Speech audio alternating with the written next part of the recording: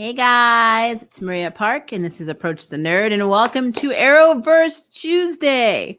I'm sorry for the slight delay. I could not get my dog off my lap, so things. So tonight we are talking Black Lightning and Supergirl in that order. So we're going to start off with the amazingness that is Tobias Wells, because Tobias Wells is crazy. He is crazy. He set Jefferson up so hard by literally saying he embezzled money from Garfield High School. The one thing he loves besides his family and Gamby is Garfield High School. So accusing him of doing anything to harm this school is attacking not only his reputation, but pretty much his legacy. He was a teacher there. I think he was a student there. He's the principal there. It's insane. I feel so bad for what is happening to Jefferson because Tobias is playing a game and he is winning so far. It is a checkmate situation. So, and then not only did he do that, not only has he already caused issues with him and Lynn, which isn't really hard because Lynn's heavily being character assassinated in this series. But not only is his marriage having issues, his daughter now is completely different, which technically is not Tobias's fault, but she kept going up there, and basically causing her particles to explode due to the stress of everything happening because of him. And then also he is going after Jefferson's father's house. He could have built that hospital anywhere in Freeland, not where Jefferson's father's house is, the same house he murdered Jefferson's dad in. I mean, this man is not playing around with these people. He still has plans for Lynn. And she doesn't know what it is. And she's, for somebody who's really smart, she's pretty stupid when it comes to not figuring out people have like ill will towards her and are using the heck out of her. So, I mean, Tobias is just pulling an Odell. So I don't really see a difference at this point. But we did learn in this episode something extremely cool. And that is Val is a nullifier, which means now they all have problems because she is literally the linchpin in pretty much their plan to take down Tobias because they can't use their abilities around him. Now, to be fair, I guess Jefferson could try and beat Tobias down, but it's not going to happen. I just don't see that happening. So, yeah. So we know Val is a nullifier. Tobias is the best damn villain right now in the Arrowverse because man he's getting shit done. I'm being real. He's getting it done. I should not be rooting for Tobias because, I should be rooting for my Pierces. But, I got to give the man it. And then had the nerve to get on TV running for mayor, talking mad smack about Jefferson, saying this man took from the community, embezzled funds. And I'm like, oh, Tobias, Tobias, what you doing? We'd also see that Freeland is very fractured. The fact that those kids, even though one of them was doing it to get social media fame, they turned on Jefferson like that, without trial, without evidence.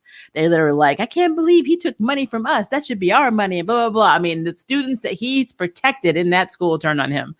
So that's another thing that Tobias has caused, like this whole, they don't trust anything in Freeland. They don't trust the brass. They don't trust, the leadership. So the fact that they're willing to accept Tobias Wells as the new mayor of Freeland, even though they know his history and know what he did, and, all the rumors of him being a murderer and a drug dealer and, pretty much human trafficker, a meta-human trafficker. That man, I'm telling you, he needs an Emmy. He needs an effing Emmy. Now, Jen met a guy. I did not catch his name. It's probably because I'm tired, but he's the one person that kind of stood up for her dad. But I don't know if I trust that 100% because that could have been he could be a plant. So I don't know because they know that JJ or Tobias, thanks to Val, knows that JJ is potentially another Pierce. So I'm thinking that this boy that she's going to start liking may be working for Tobias to get close to her to figure out who the heck she really is. I don't know why I have that in my soul, but I do. And then that means Tobias is just sitting there playing chess. He's just checkmating across the board. So yeah, I don't really trust him. I will say though, I'm confused a little bit on what Lynn learned about JJ/Jen. So they even said this in the previous episode, they were waiting for one more test to come back on Jen. It's hard not to call her JJ, but and this, I guess this one was supposed to tell us what her particle sustainability is. When she gets the test back and you see her looking at the tablet, you see Jen on one side and you see JJ on the other side. And on one side, it shows, well, actually on both sides, it shows both Jen and JJ as active. So I don't know if this means active is in the active test result or active is in the fact that both Jen and this like JJ DNA are in the same person. But both of them said active at the top of the test. And then on one side, on Jen's side, it said that the particle sustainability was stable. But on the other side with JJ, it said uncertain. And so then Lynn's like, oh my gosh. And so she starts calling Jefferson and then she hangs up on him. And then he calls her back and she's like, did you get more information on Val, blah, blah, blah. And she's like, well, that's not why I'm calling. And then she just doesn't tell him because, that's what Lynn does. I don't know why Lynn does this. It actually drives me kind of crazy. But I don't know what it means. But why were both Jen and JJ active? It's almost like they're two people in one body. So they're going to fight it out for dominance. I mean, I'm confused. And she did slip up in their episode and call Jefferson daddy. And he's like, you haven't called me daddy in years, I don't know what that means. Is she regressing? What does that mean? Tell us, Lynn. Tell us something productive because right now all this other stuff is BS. I'm just putting it out there. I loved that they've accepted Grace into the Pierce family. So now she gets to put up with all the crap they put up with now. Welcome to the family, girl. You get to be hacked and have your life made into hell too. Glad you're here. The fight with Ishmael and them, with Anissa and Grace versus Ishmael was interesting because he was really whooping their A. Until Grace turned into a leopard and he was like, you can see, he was like, oh shit. And he gets on his bike. He's like, shapeshifter. Noted. I'm like, oh Lord, this man wants in the League of Assassins, biggest crap. He is crazy. But that whole fight, I was really surprised that Anissa did not get more bulk when she was fighting. Cause she used her super strength, but she didn't, stomp the ground or anything. So I'm like, why didn't you do anything else? Why just continue to fight this man? Pick something up and throw it at him. Do something, girl. It's like they really dumbed Thunder down a lot this season. I don't know why. I'm not saying dumbed as in dumb. I mean, really muted her powers. I don't get that. So there's that. I will say the whole thing with Red torturing Bates was just stupid to me. I didn't need to see that, but this man just wants to hurt people. And then him telling Bates that they have 48 hours to deliver the emitter is ominous, very ominous. But I will say that it did allow Gamby, because Gamby seems to really have cameras everywhere. Gamby's scary, but it really did show Gamby and Jefferson that Red is a prime suspect for the one who actually killed the mayor. So there's that. And then also, I'm going to say this. I feel bad for Lauren because Gamby he's hustling the hell out of that woman. And she really seems to like him. I feel bad. I mean, I thought it was kind of cold when he gave her this was the last Go game we ever played. And I'm like, oh, you just really sinking it home. This man, I mean, for somebody who wants a girlfriend, he can't have a girlfriend because he would turn on her. If he was trying to help his family, the Pierces, which is his family, he would turn on her. I feel so bad because I really do not think legitly that Lauren realizes that she's actually being funded by Tobias. She doesn't think that. I mean, she thinks she's working for Bates. She doesn't realize that Bates is being bankrolled by Tobias. So she doesn't realize she's doing anything wrong. She really thinks she's making making the world a better place through her tech and her, her inventions. And I feel really bad when, she finds out that this entire time Gamby's been using the hell out of her and sleeping with her. So yeah. I will tell you The scene in the hallway, back to JJ and the guy I think is actually plant, and basically I think is a plant by Tobias. The scene where she's like, I've been trying to find my way around the school all day, and TC walks by and says, thirsty. I was like, that cracked me the hell up. I'm sorry. I love TC.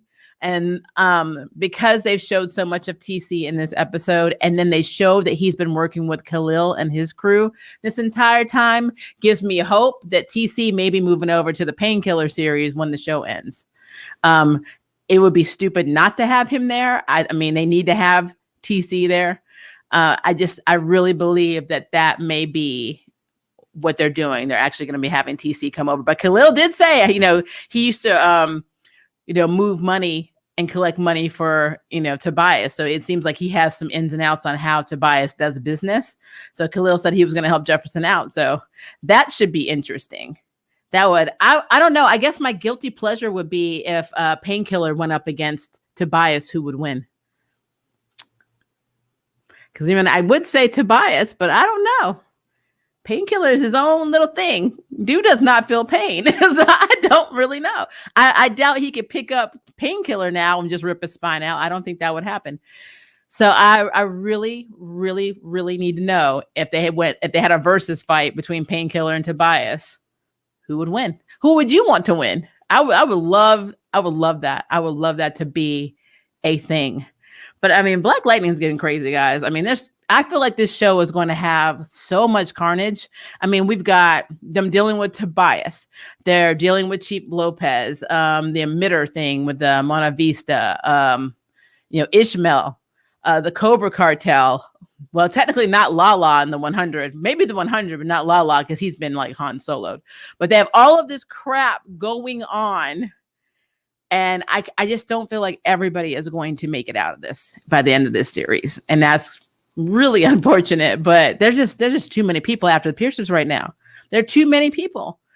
And I don't know if Tobias is going to be allowed to live only because he knows their secret. And it would be a shame to kill him off because he is a damn good villain. He is a damn good villain. So that is a problem. But yeah, like everything else in the show is just typical Pierce drama in a way. I mean, I hate to say it that way, but it's true. JJ actually went to school masquerading as her own cousin. So, I mean, and then of course they said Jenna's overseas, just basically went overseas to study. And I'm like, does the school know this? I mean, shouldn't they have known that and approved the transfer? I mean, it's just kind of weird, but outside of that, I mean, I just thought the whole episode was just the Norm dealing with the fact that everybody's out to get the Pierces. I want Anissa's powers to be a little bit better when she's fighting. I love that her and Grace are tag teaming, but I don't think she should have gone down that fast. I'm just being real. The Thunder we've seen in the past versus what we have now does not make sense.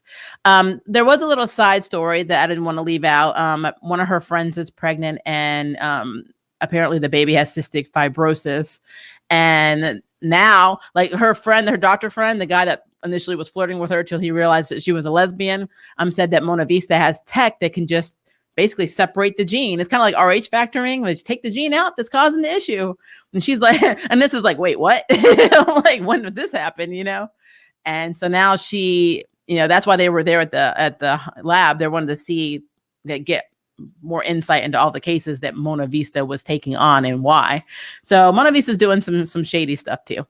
So yeah, there's just a lot. So it's just a lot that the Pierces are dealing with. They have so many things going on for the very last season. It's going to be interesting to see how all of these tie up, and can they tie all of these up? Will some of these roll over into Painkiller's world? Because I mean, I don't know how they're going to successfully wrap up everything that's happening in Freeland by the end of this series. And the only other thing that I thought was notable about this is the fact that Lynn finally realized how much of an addict she is and went to Gamby. She was like, Gamby, I'm an addict and I've been doing slightly okay. And he's like, don't be hard on yourself. I'm like, no, shut up, Gamby. She's right. She's been doing slightly okay. I don't want to inject myself with this because I like it. So I'm injected in you. And so I did like that she went to Gamby to be the test subject. And he's just like, here you go. I'm like, I love how willing you are to shoot up DNA in your arm, not knowing the reaction that it would have because everyone's body chemistry is different. So, yeah. So I'm going to look at your comments on this one, and then we're going to roll over to Supergirl. Let's see. Did people forget he was a drug lord? Yes. I'm like, people forget everything. People can be awful forgetful of your atrocities when you're rich enough. That is very true. Like, Tobias just reinvented himself, and people are like, cool. I'm still trying to figure out how Tobias suddenly has this amazing public image. Did they pull a Crisis Lex sort of thing? Nope. That's the one thing that was always weird about Crisis, is the fact that for some effing reason, Freeland was not affected. It's like everybody went back and something changed, but then Jefferson went back and the ASA was like, yeah, we still here beating people up, taking metahumans in. Odell's still being shady as hell. Nothing has really changed here. We just, when the world was recreated and the Earths were modified, they were like, but not the hood. Like, that's literally what I got out of that. Tobias getting buckets. Man, Tobias is just sitting there when he was watching the tablet of the because there was a freaking metahuman that made the other SWAT officers go in there. They didn't have a warrant. I mean, he used his abilities to have those SWAT guys. He was controlling them, but like Tobias was sitting back saying, ha, this was great. And Val's like, I'm glad I could give this to you. I'm like, okay, you're a mess. They are a mess. And Tobias is a mess. Let's see.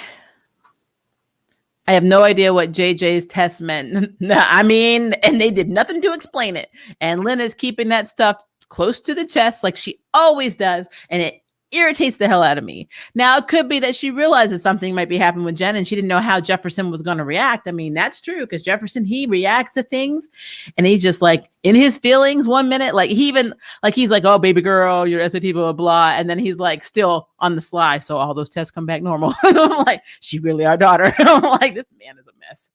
A mess. Maybe her powers are unstable and she could turn back into particles if she uses her powers too much. Maybe, but I mean, I'm curious why we had Jen and her side by side and both of the top of the test results said active. It's really weird because if she was truly Jen, wouldn't both of the tests match? Because it's essentially the same person, same coding, DNA, whatever. Yeah, rewritten, but it's still the same person, essentially. It's just weird. Grace was already used to hero drama even before she met Thunder. I think that's part of why they are so compatible. Plus, she's a comic nerd, so, you know.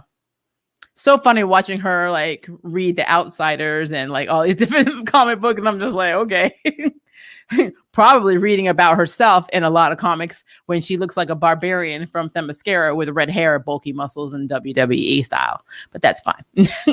This is supposed to be invulnerable when she breathes in. So I don't understand why it was so easy for Ishmael to beat her.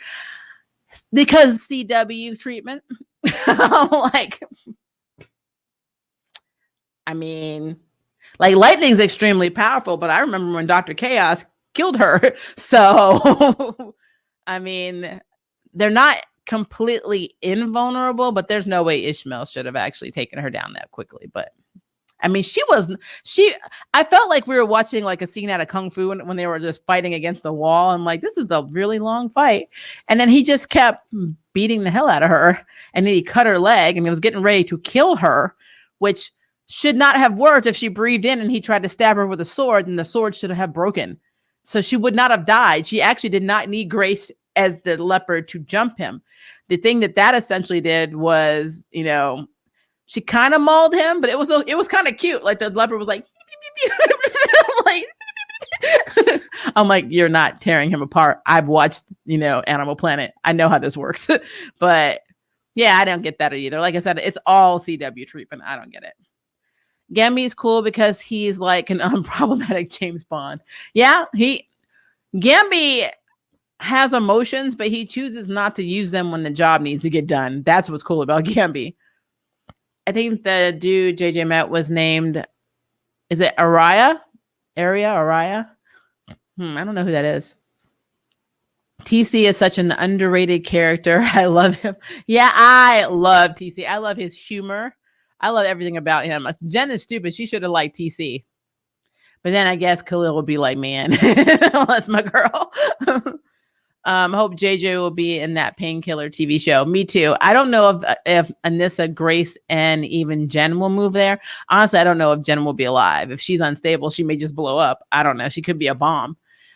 Maybe the end of the series, she makes a sacrifice and blows everybody up, letting her family be free or whatever. I don't know. But I would like to see Anissa and Grace and TC be carried over to that series. I actually wouldn't mind Gamby, but Gamby, he's got to stay with Jefferson. That's just what it is.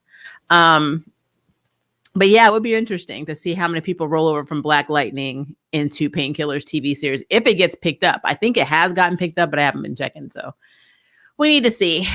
I agree. TC needs to continue after Black Lightning's finale. Absolutely.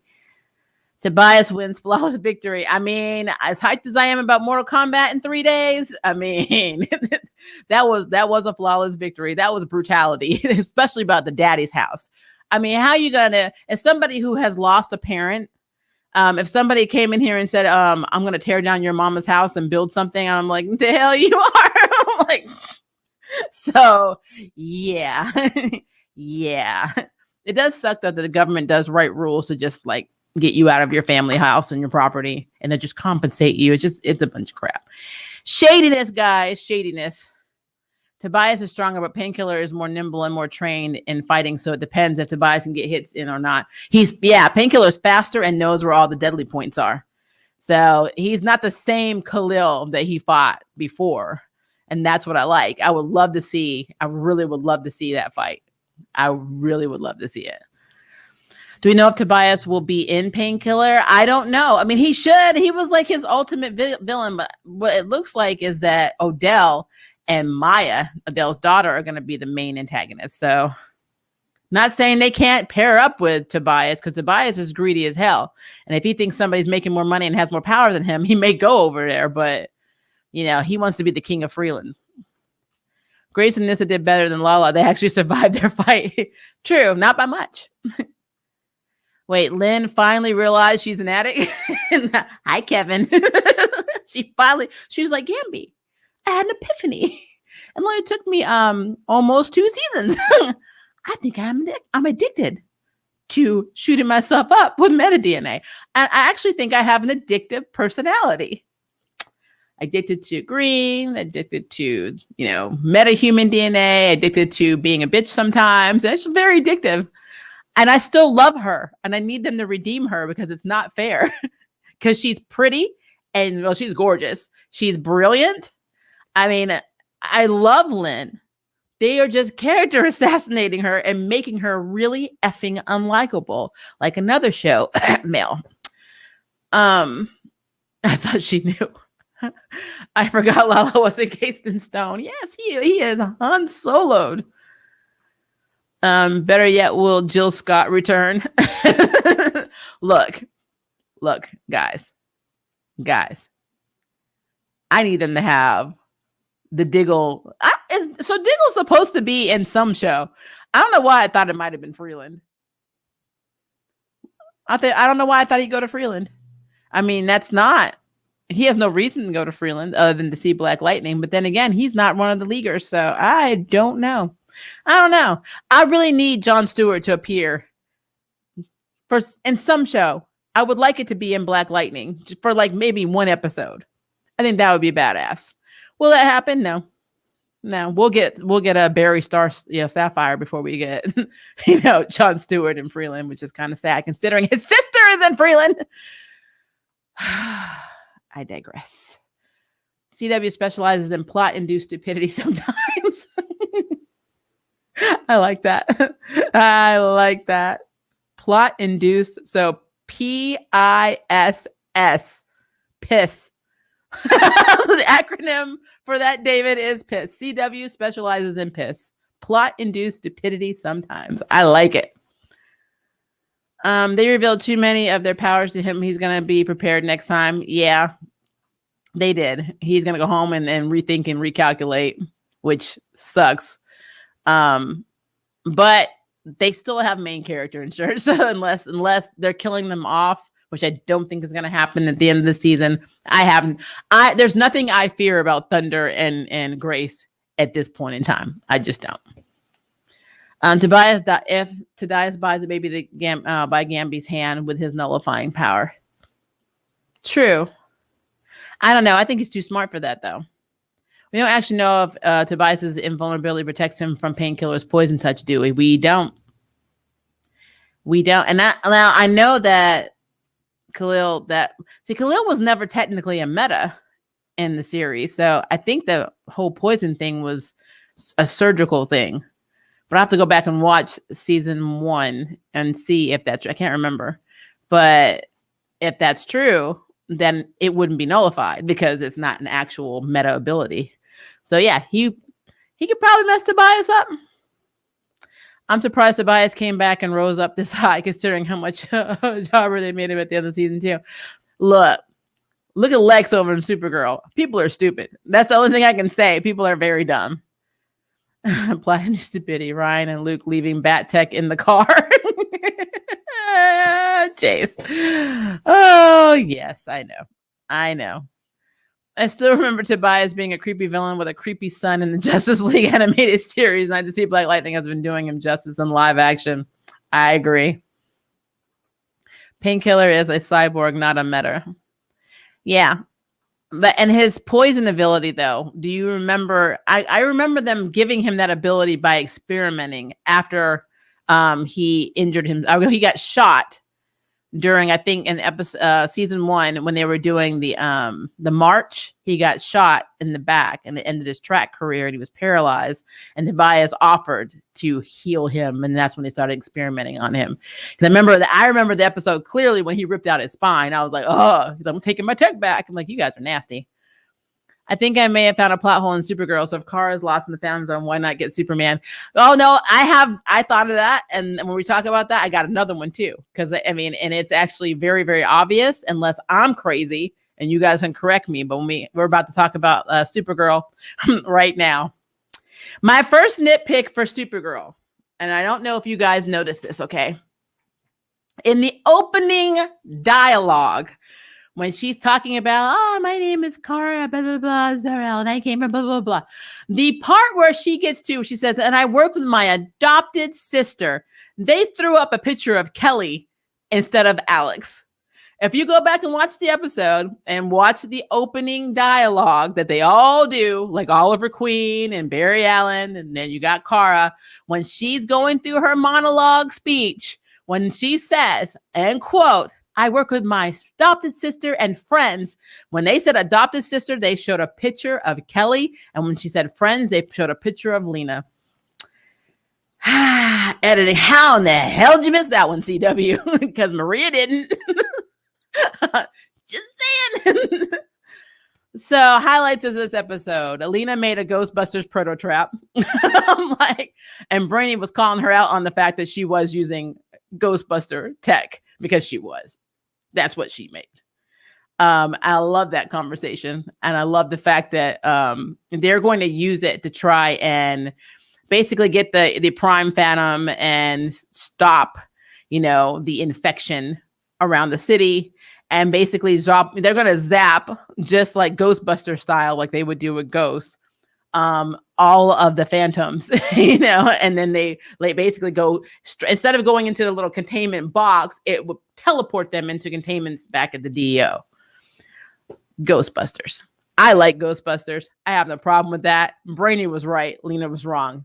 That was totally inspired by Ghostbusters. So Lena is a Ghostbusters in the closet fan. She doesn't want anybody to know, but that's what that was. So just saying. Morgan is 18% phantom. Of course she is. So she's able to basically sense, I guess whoever's trapped in the Phantom Zone, like the other souls or whatever. The only problem is, like Brainy called it, double soul dilemma. The closer she gets to Prime Phantom, and I guess probably even the Phantom Zone, the more her actual soul starts to disappear. So that sucks.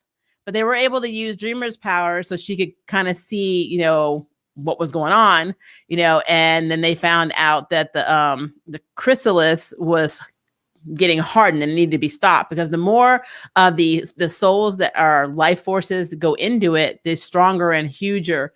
Like at some point, I literally thought Prime Phantom was turning into a Megazord, or a monster that a Megazord from Power Rangers needed to fight. That's literally what it looked like. I kept thinking, if he gets so big, I guess we're just gonna have to call the Dino Fury people, because they can't handle that. So but I knew when they were trying to figure out a way of finding Cara, and they decided they were going to use her DNA, and then Alex said, "Oh, I think I can find some DNA," and they found out that the recording that Cara had left in case something happened actually had her digital, I guess, DNA in it.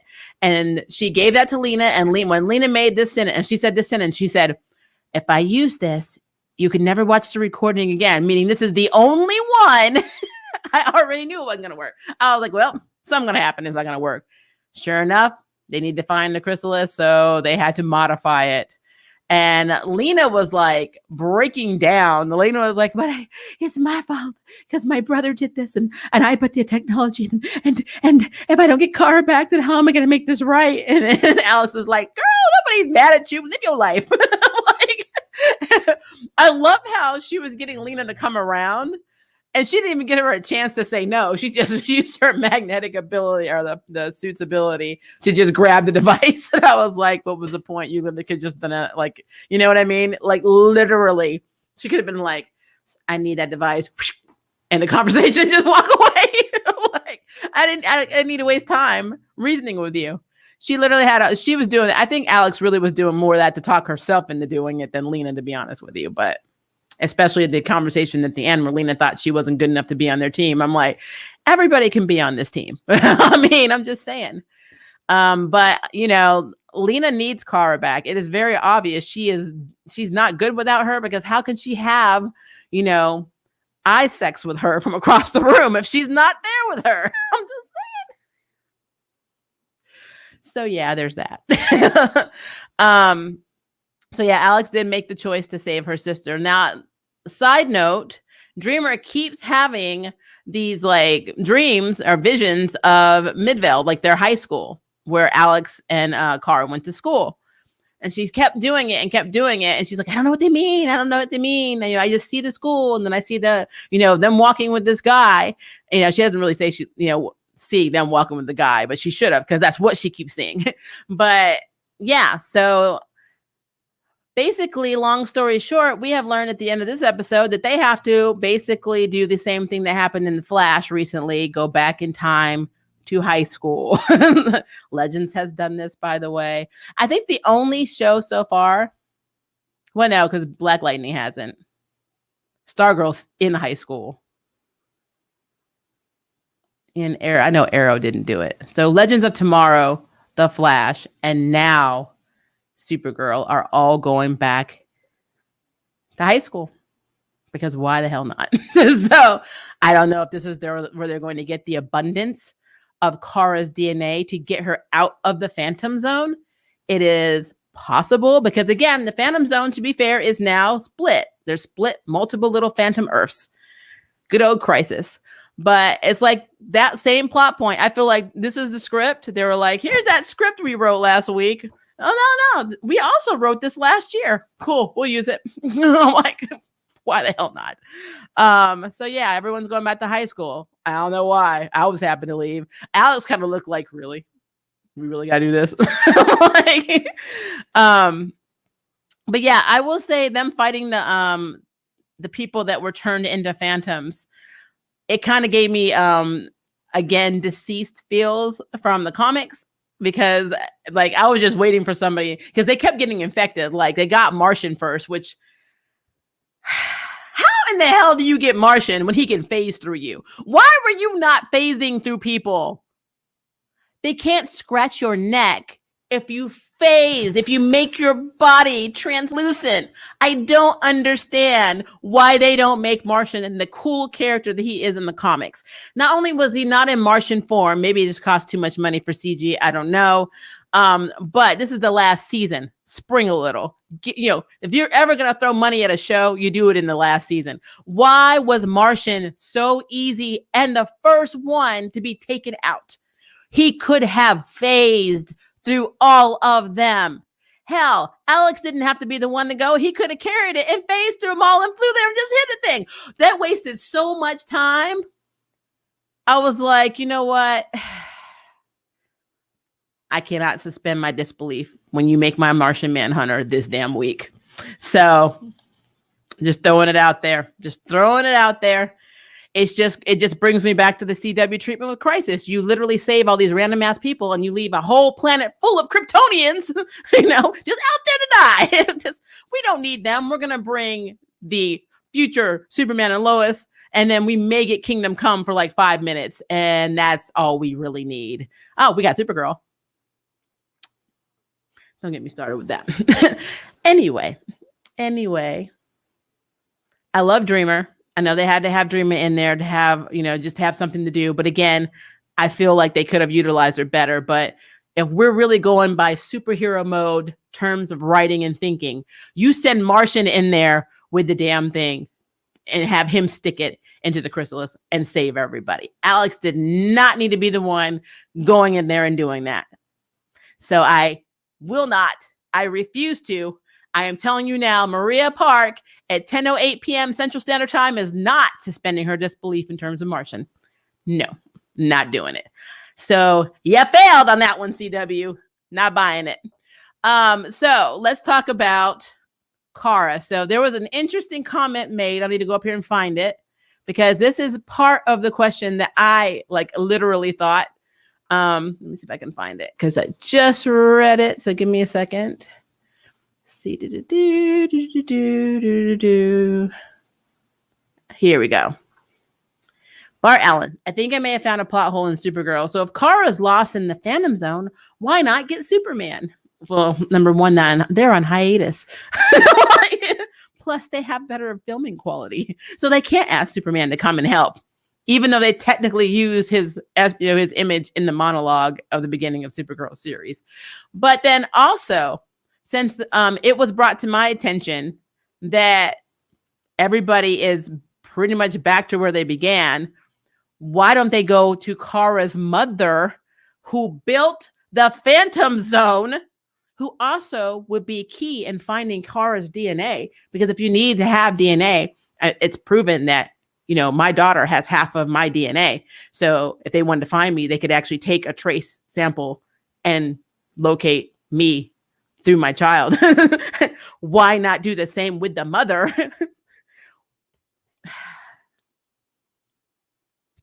Guys, the woman built the anchor, built the Phantom Zone. What if you send somebody to the Phantom Zone and they got proven innocent? How do you get them out? She obviously had to have a way of getting them out, not just the mirrors, because yes, the mirrors in the ships were basically kind of like a way of going and teleporting wherever you wanted to go. That's cool. I'm okay with that.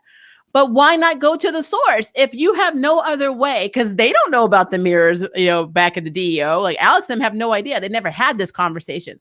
They don't even know that, Kara's father is even alive and in the Phantom Zone.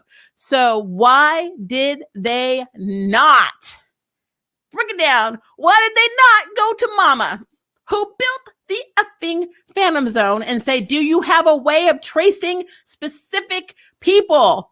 Because of course you do. You built it. I'm like, oh, give me my feelings. So Bart, the question is, CW. That's why. They need a reason to drag it out. It doesn't have to make sense because it's the last season, so they don't care. It's not like they're going to get canceled. So, yeah. I'll get to more questions in a second.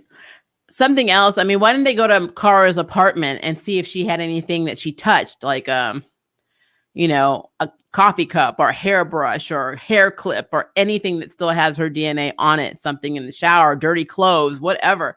She didn't wash her laundry. There's DNA all over the towels. I mean, get a towel. Why did you not go to the apartment? Why? I mean, you cannot tell me it's the only DNA. My dog drops his hair all over my house. I have tons of DNA for him. So I don't understand. We shed hair naturally. They should have been able to find something in her apartment. I don't understand why they didn't do that. It's just hard for me this season to suspend my disbelief. It really is. It's not that I don't enjoy this show right now and the characters, especially since, it's the end of the season. I really want Lena and Cara to continue to have eye sex with each other. but it's just hard. It is really hard. The cutest moments for me, though, were basically Brainy eating that box of donuts and and Dreamer, Nia calling him out on it, saying you're basically emotionally eating, and then her emotionally eating a donut like later. I was like, I did wonder where Kelly was outside of the opening, where she is now assigned as Cara's adopted sister. I don't understand why Alex, who knows the city is under attack, did not have her girlfriend with her in this episode to keep her safe. It's like, move in with me. The city is being attacked by, the whole phantoms, and we know that's bad. But I don't really need you here. So like, stay safe. Like, there wasn't even a mention of her at all in this episode. I'm like, what kind of relationship is this? If they were attacking me, I want to know where my spouse is, where my dog is, my daughter, everybody I care about needs to be all in the same damn room. Why does this not, it's not even a concept. And I don't understand that. So it's hard for me to be team Kelly and Alex, even though Kelly's adorable. It's hard for me to be team them when they don't act like, especially Alex doesn't act like she's in danger or important. I mean, this even happened in the last episode. Like when they were going, like they were fighting the Prime Phantom, and they were, trying to save Morgan. And of course, Kelly was like trying to fight it off with like, I think it was a stick or whatever she picked up. What was Alex doing? Alex and Brandon were just shooting the Phantom. She left her girlfriend in there to guard Morgan and, the freaking Martian, and didn't even try to help her. And I'm like, I don't understand how you love this woman. You act like you don't. So, yeah. I don't get it. But yeah. So again, the progeny, infection, the phantoms, all that stuff is now gone. We don't have to worry about it because, Alex was able to stab it with the device that Lena made to try and find Cara, and it was recalibrated. And then, they were able to use their Ghostbuster weapon to shut, basically, because he started shrinking. It was really funny. I thought he was going to like pull a Wicked Witch of the West and just like melt into the floor, but they sucked him into the device. And now that he's like back at the DEO now, and they're going to use his instinct to find Cara like a bloodhound. But doesn't that mean they have to let him go? Because how's he going to do that encased in containment field? So it kind of feels like he's going to have to be let go to go find Cara, and they're going to track her using him, which is kind of smart, I guess. But also, what if he decides not to go back through the Phantom Zone? What if he decides to go make more of people like him? They don't know. So that's kind of an issue. Let's see. Let me go up to some questions, because this episode was very funny, but I cannot suspend my disbelief on some of this stuff. Okay. I was so thrown up by the opening monologue. I swear they haven't used that in seasons. Yeah, and it shows because they didn't edit it right. I'm like, because Kelly is not the adopted sister. I noticed that too, Monkey, in the editing room. I laughed so hard. I was sitting there, I'm like, wait. I had to freeze frame. I was like, that's not Alex. That's Alex's boo-boo. So I guess, is this like foreboding? Did they just slip up and tell us that Alex is going to die and Kelly's going to become the sister-in-law / new sister, adopted sister-in-law, whatever? That was so messed up. Ghostbusters reference for the win. My favorite part of Supergirl at this point is the character interactions. The plot, CGI, and fight scenes are not that good. That's true. What you would think, though, this is the last season. Throw money at it. Make it go out in style. I don't understand that. With everything going on in Lena's family, being a Ghostbusters fan is what she's ashamed of. You'd be surprised. You would be surprised.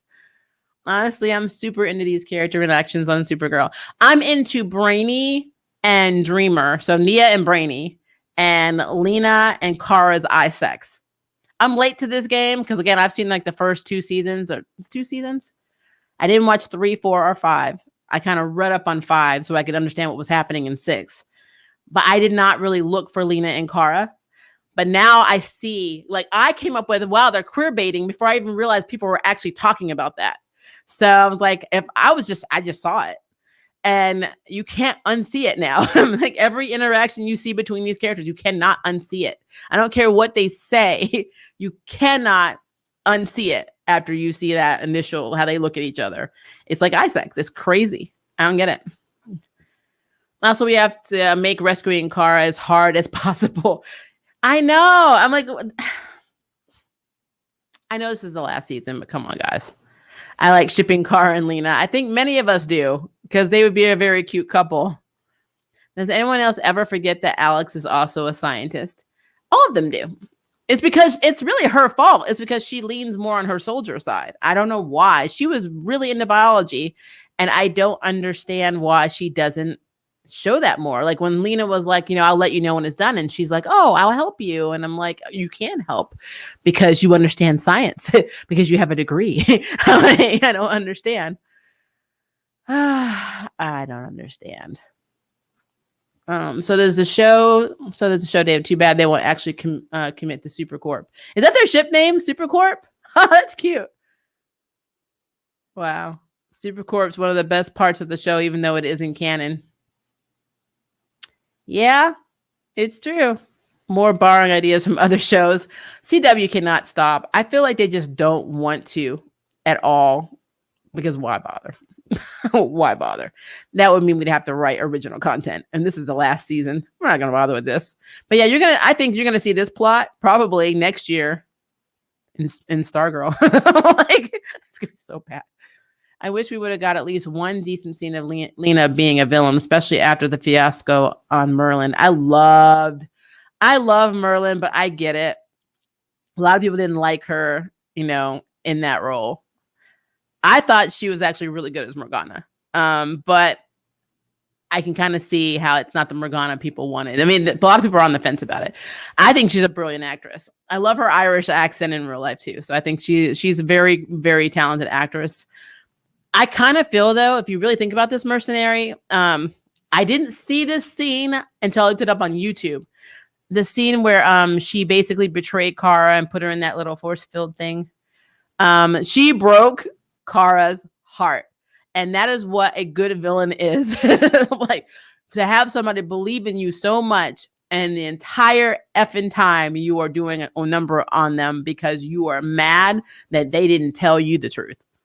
So she is, in that moment, she was actually Kara's worst nemesis, because Cara generally loves her, whether it's romantically or as a BFF or as a sister figure, whatever.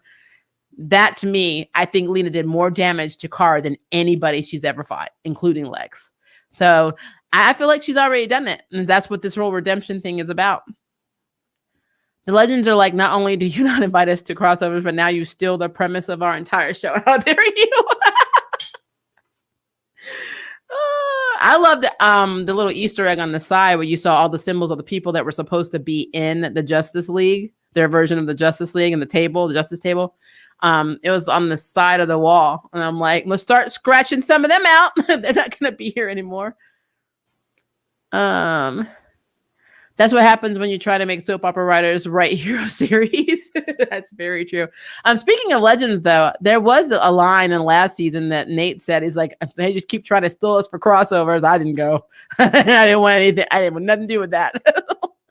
That was really funny. Honestly, Martian Manhunter is so depowered. Yes, he is. I don't know what it is. I want to leave John alone. I'm so upset. He is such an amazing character in the comics, and they treat him like a secondhand citizen. It's stupid. It's very stupid. It's almost like with Zack Snyder, the Zack Snyder cut. I kind of felt like there's no universe where we would ever see a Martian Manhunter who didn't get involved. like sit back and watch and see what happens. That's not how that goes. So I don't know. They just really need to get their Martian better. I like the actor who plays him, but they really underuse him, and it's highly annoying. The way they nerfed the Martians in this series so that John is supposed to be as powerful as the Kryptonians. Yep. I can't imagine a world where Martian's just sitting there letting someone scratch him when he literally could phase. He was sitting here the whole time phased fighting them. He can hit you, but you can't touch him. It makes no sense to take your most powerful player and put him in the back and say, Alex, the person with no powers, but is very brave and has nice fighting skills. and is holding the thing they need to stick in the chrysalis. Let's just put you in the front. Everybody protect Alex. And I'm like, no. And don't do that. I don't subscribe to suicide. That is a metaphor. Like, if you've ever going to ask anybody to throw money at a show, it's not the CW. Well, go to Warner Brothers. I mean, do something. When I get a copyright claim for any video clips I use from the CW, it's Warner Brothers that comes after me. They have money. Get them. I guess Alex and Dreamer have to have their heroes moments. I think I read that one. But like I said, they could have done a lot more, especially with Nia. Nia does not need to have a moment like that. I love Nia, and she's so powerful, but she can take on an entire room of Phantom. So should have John. I know. Oh my gosh. Speaking of trans, did you see the CW spotlight promo with the trans boy calling Dreamer his hero? Yes, James. James was adorable, and I kept looking at the UFO in the sky above his head. That's what I'm calling it. He was when he's walking down the street. There's this big object behind him. I'm like, maybe they're Kryptonians. But yeah, that was a really cool video. That was cool. Nicole was cracking me up in the time travel promo. She was like, Nia was like, "What's up, dog?" Even Brandon was like, "What?" Didn't she say in the promo too to not stand out? I'm like, oh Lord. Also, we can let Superman show up Supergirl on her own show. That's true. We can though, but we can't. Because Supergirl did beat his butt when he was on her show. So they've already established that she's stronger than him. I don't know. Well, let the Martians go into space to talk to Allura when they can just put fingers on their temples and glare at enemies.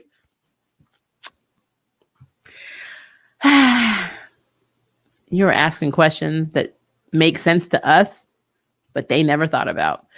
The last thing we should talk about is Nixie from the Fifth Dimension. You never trust an imp from the Fifth Dimension. We all knew she was bad news. I don't know why Cara has not seen at this point when she has been betrayed so many times. I think she's just not thinking right. But when her dad broke his ankle and then was saved by Nixie, I'm like, no, she did that. And then she's like, well, it'll take two of us to carry the mirror back. We can't carry your dad and the mirror. We'll have to come back, basically. I was like, well, why don't you just carry the dad first and then come back and get the mirror? Why didn't Cara think that? Why? The injured come first. Get the injured person to safety back, where we came from, back at the anchor, and then we'll just run and get the mirror. Why do we have to get the mirror, activate it, leave it running, and then go back and get dad? Who thinks of these plans? It's like that commercial where the kids are like running from the killer, and they're like, let's go hide behind the swinging chainsaws in the barn. No, why can't we get in the running car? What are you, stupid? That's literally what went through my head with that decision. So I'm like, yeah, no.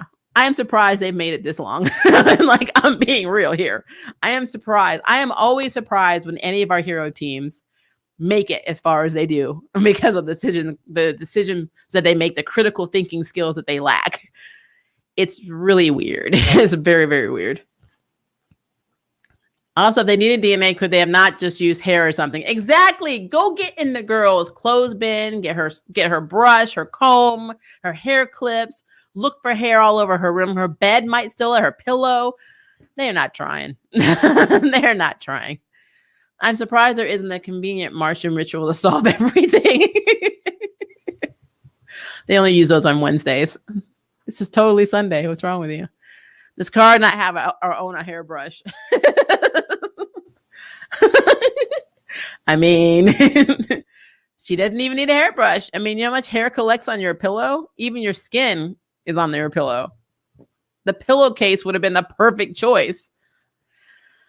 Maybe they just think we don't know things, and this is why they write them. They're like, the fans won't know. They don't know anything about biology and science and, dead skin cells and we don't know. They're so wrong. Again, character interactions are the best part of this show. I do agree with that. They did not go to the apartment because plot. Maybe Cara had the keys. I don't know. So there's no DNA at all of her in the Fortress of Solitude? Like, there's nothing? I find that very strange. Anytime there's a problem in the story or plot, just assume that someone's pet monkey got into the writer's room. Oh, Lord. No hairbrush, no toothbrush. Man, their forensics department is incompetent. We already know that because so when Alex first met Maggie, was it season 2? I want to say it was season 2. It might have been. I have to go back and look. One of her forensics guys was mixing up all of the alien material and DNA on the ground, and Maggie called it out, saying, he's putting them in the same bag. And then Alex walked by and said, "Are you sure you're doing it right?" So that's already a spotlight on the fact that the DEO's forensics team are all crap. So, yeah, I totally believe that. I believe that. Lena and Cara eye sex feels like there are whole YouTube video clips of that. I mean, and I didn't even realize it was a thing. I was like, I got so surprised when I realized that was actually a thing, because I was like, why are they queer baiting in the show? Well, I'm glad to see that it's actually happening. I'm not crazy. I thought Kelly was going to become the new Guardian. Kelly can't even be with them when phantoms are attacking. Like, Kelly's not allowed. I guess maybe Kelly's moving into the apartment and the phantoms are leaving her alone so she can get all her stuff in.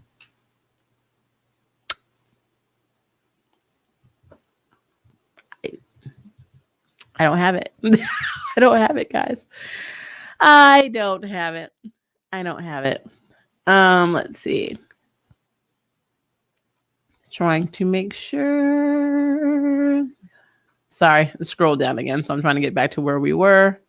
Give me 1 second. There we are. Imagine if Cara was adopted by James' family. Would they do the same plot they do with Barry and Iris in The Flash? So that would be so would it be Cara and Alex were adopted, or would, I guess they'd have to both be adopted. Wow. They probably would. That's a very interesting question and very odd to think about. Let's not talk about that anymore. Let's see. Well, Cara and James already dated and he was hot trash. Kelly, hope you're doing okay. I mean, where is she? Does anyone not think that's weird? That like the one character who is attached to one of the main characters, the love interest, is nowhere to be found. Nowhere to be found. And in like imminent danger and like the epitome of crisis. The city may be going under, and no effing Kelly. Kelly is at home moving her stuff into Alex's apartment. That is what Kelly is doing. Because priority, city, phantom safety, making sure I get my like Keurig machine in the right spot in my new place. I get it. You do you, girl. You do you, girl.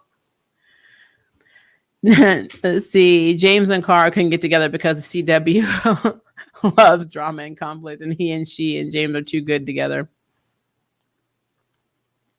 So the amount of eye sex between Cara and Lena is ridiculous. I'm telling you, it is a mess. She has not been affected by anyone like she was affected by Lena, especially when Lena betrayed her. Like, it messed her up. Like, how many villains and nemesis have we seen? How many people have double crossed her? How many even when Manel like literally went away, she had to send him off Earth so he wouldn't die. She wasn't that down like she was when Lena betrayed her.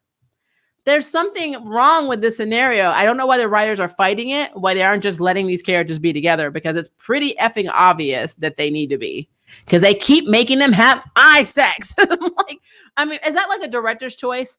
Now, Lena, I want you to look at Cara like you want to rip off all of her clothes, and Cara, reciprocate and then walk away. I'm like, I want to know who does this. It's so weird. Cara is the main reason I watched the show. I mean, I don't blame you. At this point, I enjoyed the Supergirl show and the characters, but Superman and Lois proved to be a lot better than this show. That's because they've got a really big budget. If they were shooting Superman and Lois the same standard with the same equipment and the same cinematography as all of the other Arrowverse shows, It would be a very different experience. So, but also do I do, but I also want them to kiss and bang. Oh, well, fan fiction for the win. I'm sure there's lots of them. You said Supercorp. I'm going to have to look that up now. I am so hoping they will fall madly in love by the end of the series. They don't have a lot of time. They need to hurry it up. Hope is eternal. I hope they will just give us another season of Lena and Cara finally getting together. False hope. Well, considering I think Melissa is the reason that they're not doing it anymore because she just had a baby with Monel's actor. I don't think that that's even a possibility. They should just close it off with that, though. They should, because I think that would make fans extremely happy. Do you think they will bring Martian Manhunter back for like crossovers? Hopefully, and I hope that they do something better with his abilities. I would love to see Martian go to Smallville because they need to have a little bit more flavor in their town because I don't see a lot of black people except for the young guy that Sarah broke up with. I don't want him to be the only black person. Well, no, I think the coach is black too. So they may be the only two in the entire town. So yeah, we need to spice Smallville up just a little bit. Just a little bit. I want a Power Girl spinoff. We need Power Girl in general. It's about spinoff. She needs to be there, of course. Of course, Nyx would betray them. I mean, how did she not see that? Why is Cara so slow? It's very strange. Maria, we can't have our characters think logically. I know, but why? Why can't we? There are plenty of ways of having drama without having your characters act like they've never gone to school and that, going to preschool and kindergarten was not in their past. Because, I mean, I feel like a kindergartner could have come up with that plan. I don't understand. How can Cara be thinking right when she's separated from her soulmate, Lena, in another dimension? Fair. That's fair, David. I can't even argue with that. Can't argue with that. For a bunch of scientists, it's a miracle Team Flash has made it 7 years or more without all being destroyed. Well, I've learned in the Arrowverse that time does not flow linearly. It does not actually flow at all. If there's a bomb that's going off in 3 hours, they really mean 5 days. Because just like, when you see the timer, it's like, how many minutes? We've got 3 minutes to defuse this, bomb, or the whole building's going to blow. So the whole time we said this, it took 3 minutes to say, we are all dead. I'm like, the conversation we're having right now to defuse the bomb has wasted the 3 minutes. So I don't understand. I mean, where's SWAT? Where's the bomb unit? The SWAT bomb? No, not SWAT. The bomb unit. Why can't we just call the bomb unit? Let them handle it, or just evacuate the building. Why do we have to have a 3-minute conversation wasting the timer on the bomb and then actually still have 3 minutes? The 3 minutes never go away. That is what I have learned. I don't understand it, but if there's a timer on a bomb, you have infinite amount of time to defuse it. The Kryptonians even shed hair. In theory, I don't know. They should shed skin, though. I mean, they are alien to the world and they are affected by the sun. But at the same time, I mean, I kind of feel like shedding is just a natural thing that every alien species and human species and animal creature do. So if anything, her skin cells should be on that pillow. But I mean, I know in the Superman movies, he pulled a string of his hair and they put it in a museum and it was holding up 2 tons. I don't know. But I mean, even brushing her teeth, it's in her mouth. So the toothbrush could work. Just thought, there's DNA all over that apartment. They just need to go find it. Also, that Lena and Brainy have to time travel for Kara's DNA is also a logic fail.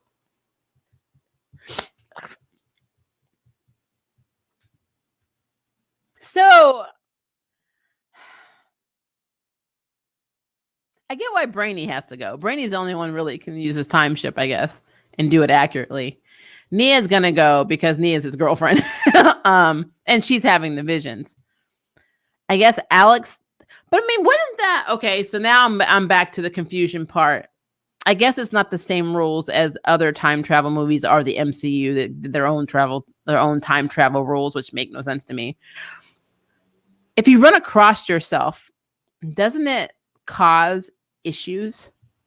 Like in almost every other time travel show and movie I've ever seen, you are not allowed to see yourself or it causes a problem. So Alex should essentially not be able to leave the ship. She could just like stay on comm or whatever. She should not go and see her younger version of herself. Especially since I don't think the younger version of herself knows that she's a lesbian yet. So pretty sure that she came out in season 1 or 2. So that's really interesting. There's some behind the scenes pictures of Kelly as a new Guardian. Huh. Okay, I'm down with that. I mean, she needs to do something because they keep forgetting about her. So I saw those, Mercury. Although with the gold helmet, I was thinking more Golden Glider. Huh. But I thought we already had Golden Glider. I have to think about this, guys. Time travel for pubescent Cara to fritz out her powers instead of searching for her apartment for a hair sample. Well, I mean, can't they just go to Cara and say, "Hey, I need a string of your hair. Give it to me, like right now," or just please. I don't know. It's just weird to me. The eye sex makes me think the interactions between Captain Cold and Flash. Well, we know some versions of Captain Cold are gay, so it makes perfect sense. I miss gay Captain Cold. He was very cool. I wish they would bring him back to Legend. So if Supergirl had a bigger budget, it would be better. Figures. I mean, it's true. Because if you invest all that money in the cinematography, the cameras, the editing, the direction, of course the script's going to be better. So, yeah, you know what they say: you get what you pay for. Sad but true. Captain Cold is my favorite character in the whole Arrowverse. He's literally the best, including the actor. I did like him a lot. Oh my god, I forgot about the gay Captain Cold and the Ray. I like them. Yeah, I wish we could have seen his husband, more. That'd be cool to have both of them on the ship. Where was Miller playing gay Captain Cold was hot. I love that a lot of people didn't know that he was biracial. They know he was half black because I can relate to that. So I'm like, when a lot of people thought he was white and he's half black. So that is very cool. Do you think they'll end the series with Lena and Cara having a Korra and Asami moment? So as a Korra Asami fan, I always love this question because it's kind of a catch in a way, because Korra and Asami were supposed to be, and especially Asami was supposed to be bisexual from the beginning, but Nickelodeon was like, no, we can't have that in the world. What the children think? So the only thing they could get away with was looking at each other longingly going into the spirit world. My theory is that Supergirl may actually choose to go back and live with her mother and her father and leave Earth. That's my newest theory. And if she does, maybe she'll ask Lena to go with her. But that's my queerness talking, because I'm queer. Will Lena do that? I don't know, because Lena wants to make the Earth a better place. But if they wanted to make it so Lena finally got to go home and live her best life with her family, that is how you would end the series. And then I don't know what would happen with her and Lena. I mean, to be fair, Lena could say, hey, I would love to go see, this whole, planet full of Kryptonians and the technology and think of all the stuff that I would learn. That would be a really good ending. It would suck for Alex, because Alex would basically become the new hero of, well, I guess she would be the only hero besides, unless Kelly was like her partner in National City. So, but yeah, that would be a really good ending. So I would like for them to have a Korra Asami moment like the comics show now. Because if you read the comics, Ruins of the Empire is the second one and Turf Wars is the first one. Yeah, Turf Wars was right after the series ends. So it takes place right after they go into the spirit world. If they have that type of adventure, then yeah, heck yeah, I would be down with that. That's fanfic stuff right there.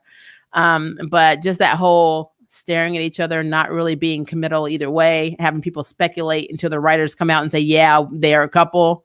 No, I don't think that would be cool, because then people would just always argue about it. It would just start another war of are they or are they not, so it's hard. It's hard. 7,015 people watching. Get them thumbs up, y'all. You heard. Jetson said, get those thumbs up. I didn't say it. We wish. For a minute, I thought Chilblain was going to be post-crisis Captain Cold, and I would have been so pissed. Do not replace Wentworth Miller. No, I would have been right there with you, mad as hell. They have better luck finding Cara's DNA at Lena's place. Just saying. I like you, David. Unless I missed something, I'm pretty sure Alex isn't going back in time, or she shouldn't. I thought she was going back. I didn't think it was just Brainy and Dreamer, but I don't know. You could be right. I have to go back and look at the thing again. I think they addressed the canon for that in Legends of Tomorrow when Martin Stein met his younger self. Okay. So their time travel is different as well. So they're following more of an MCU pattern. But no, because like technically things you change in Legends still have consequences. Nothing you change in the MCU has a consequence, apparently. I mean, I don't understand that. I feel like if I just go shoot Hitler, it'll probably have an effect. But the MCU tells me it does not. It just makes another timeline. So, all right, cool. I don't think there were too many consequences for messing with yourself, you know. I can tell I'm tired. Chyler's going to direct the next episode. I'm excited. Is this her first directing job? That's kind of cool.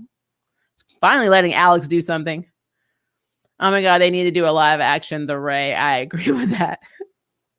Can't wait for Legends of Tomorrow. Need some Sarah and Ava. I am super excited for the season premiere. I think it's May 2nd. I'm really excited about that. What was that name Cara's dad called her? I really didn't hear what he said. I can't remember what it was in Kryptonian, but it meant daughter. And I have to go back and look and see what the word is. He said daughter in Kryptonian. Thank you, Chase. Imagine if the entire Arrowverse had the Superman and Lois budget from the start, like they did. We could only dream. My gosh, it would be sweet. I will tell you, Arrow would have looked really cool with that budget. Maybe the finale will be Korra reunited with her family, building new Krypton on Earth with Lena at her side. That is not a bad dream. I have no problem with that. I have no faith in the CW, but that would be an awesome dream. Yes, I know he said daughter, but what was it he said? We'll have to try and look that up. I cannot remember the name that he used, unfortunately. Click on everybody here. Cannot have enough Ava. Nobody can have enough Ava. But yeah, I think all in all, it was really weird because I was like, why is the Flash not on? Then I realized this week and next week are both reruns, which is interesting. I guess I just didn't. Maybe that's where they had to stop again. Maybe they had a COVID outbreak, or they didn't. I don't know. But it was a really awkward place to put reruns because you already have Batwoman on break until May 2nd, so they're not going to be having any episodes. But then you bring Black Lightning back, but then you have reruns of the Flash. And you have new episodes of Supergirl, and then you have Superman and Lois already on hiatus. So it's like, I need you to get your stuff together. Because like next week should be, is it next week or the week after next? I think it's the week after next. Let me make sure. Yeah, so not this coming up Sunday, but the following Sunday is when we have basically Legends and Batwoman come back. I did not see if we had a new episode of The Flash on the 4th. If that's a rerun as well, that is crazy because then that means we're going to have Legends new, Batwoman new, potentially Black Lightning new, and then The Flash rerun and Supergirl new. It's going to be really weird. I don't know what they're doing. It's strange. Do you think that they'll give Cara red heat vision or keep it blue? I would love to see it red. I think that's how they distinguish them, but you never know. I mean, I think that was more of a creative choice to make her separate from her cousin. I'd be completely down with her having red heat vision. I would love to see, and this is just me, if we have this Flash movie, we had DCEU Flash, Ezra Miller did a cameo in Stupid Crisis on Infinite Earths. I thought it would be cool if some of the Arrowverse characters ended up doing a cameo on the Flashpoint movie they're filming, because then that would make sense, or kind of like have a round robin that there are other Earths with other heroes. And then that's how you can connect the TV series and TV verse to the movie verse. I don't think they're going to do that. Even though technically they did do that in Arrowverse by having Ezra Miller be another version of Barry Allen. They established that they are in the same, at least they're in the same universe, if not on the same Earth. So I don't know. I think it'll be very cool to have all of them together. The only shows airing consistently are Black Lightning, Supergirl, and Nancy Drew, apparently. And Nancy Drew can go away. I'm so tired of Nancy Drew. It's not even funny. The Flash is ending this season. No, The Flash isn't. Supergirl is, and Black Lightning. Both of those are going away. So Black Lightning will be gone at the end of this run, or their season run, and Supergirl is going to be gone. So 2 shows off the map. We're still going to have Legends. We're still going to have The Flash. We're going to get Stargirl to premiere soon, and Superman and Lois are coming back. And then hopefully Painkiller will come in too. I don't know what other show, I haven't been following this. I don't know what other shows are going to do, but it's going to be interesting to find out. If they actually have any other ones, I don't know. They need to make X-Men a series.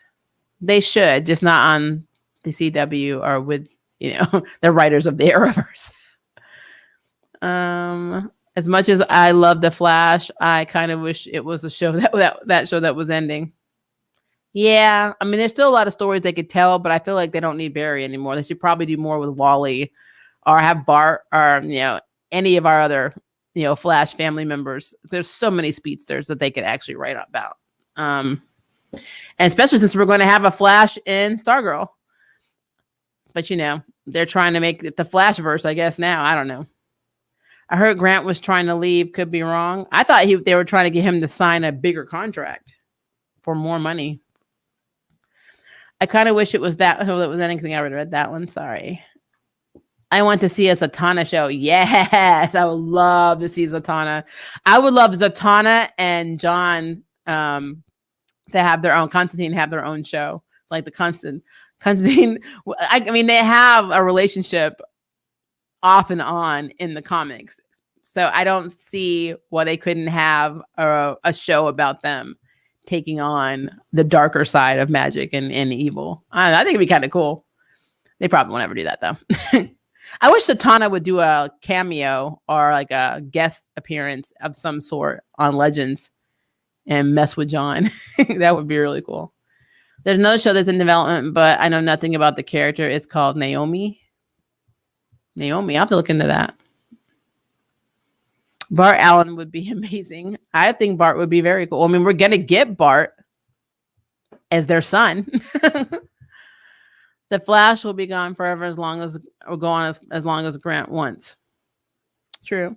I do not want the CW to destroy Zatanna. Give me a Zatanna show on HBO.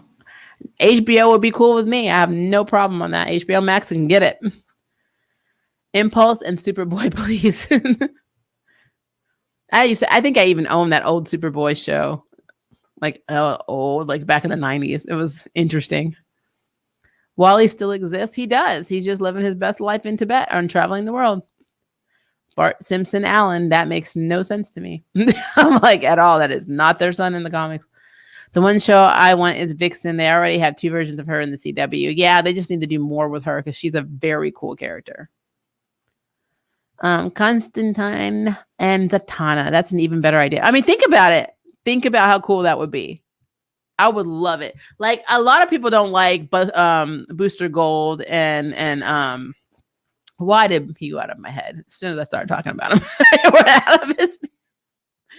Guys, I'm telling you, I am tired. This is what happens when you work all day. Your brain does not work. Blue Beetle, I'm losing my mind. But like, I have a team up episode of there was one I think they did in Smallville where they had Blue Beetle in the same episode as Booster Gold, and I thought that their banter was hysterical. So having like a show with them, I actually would be into, even though Booster Gold is the biggest narcissist on the planet. I would be cool with that. And then, of course, having Zatanna and having, John together would be amazing. We get our dark Justice Leaguers together, so that would be cool. Just have like different team ups. Heck, you could even do a version of Justice League or like Young Justice or anything in live action form, and I would be down with that. Then we get Fire and we get Ice Maiden. Well, no, the One Ice Maiden. But all these different characters that we only get to see in the comics, and we only get to see, ever so often pop in and out on Young Justice. I think would be really cool. But it's like CW doesn't have this vision. I don't know why. They're really like, for me, kind of missing the mark. So I think Naomi is greenlit. Who is Naomi? What am I missing? Like, I don't remember anyone. Well, that's not true. Who is Naomi? Why does that sound familiar to me? Sorry, I'm trying to think. I'm trying to look and see who this is. So it's Naomi. Oh, Naomi McDuff. Huh. I actually have never heard of this character. And I know a lot of characters. Why do I not know her? I'm like, that's interesting. I'm going to talk to me and Blur are going to have to talk about this because I don't remember this person at all. Huh. And apparently she was in Young Justice. I don't know. I've never heard of her, guys. Never heard of Naomi. So that's interesting. Oh, she's new? Huh, that's why I don't know her. I'm like, I've never seen her before. Naomi's probably going to be the key to them realizing the multiverse still exists. I mean, hell, if Stargirl isn't, Stargirl's on Earth too. So if they ever have a crossover, they're like, where are you from? Not from this Earth. Bam, we still have a multiverse.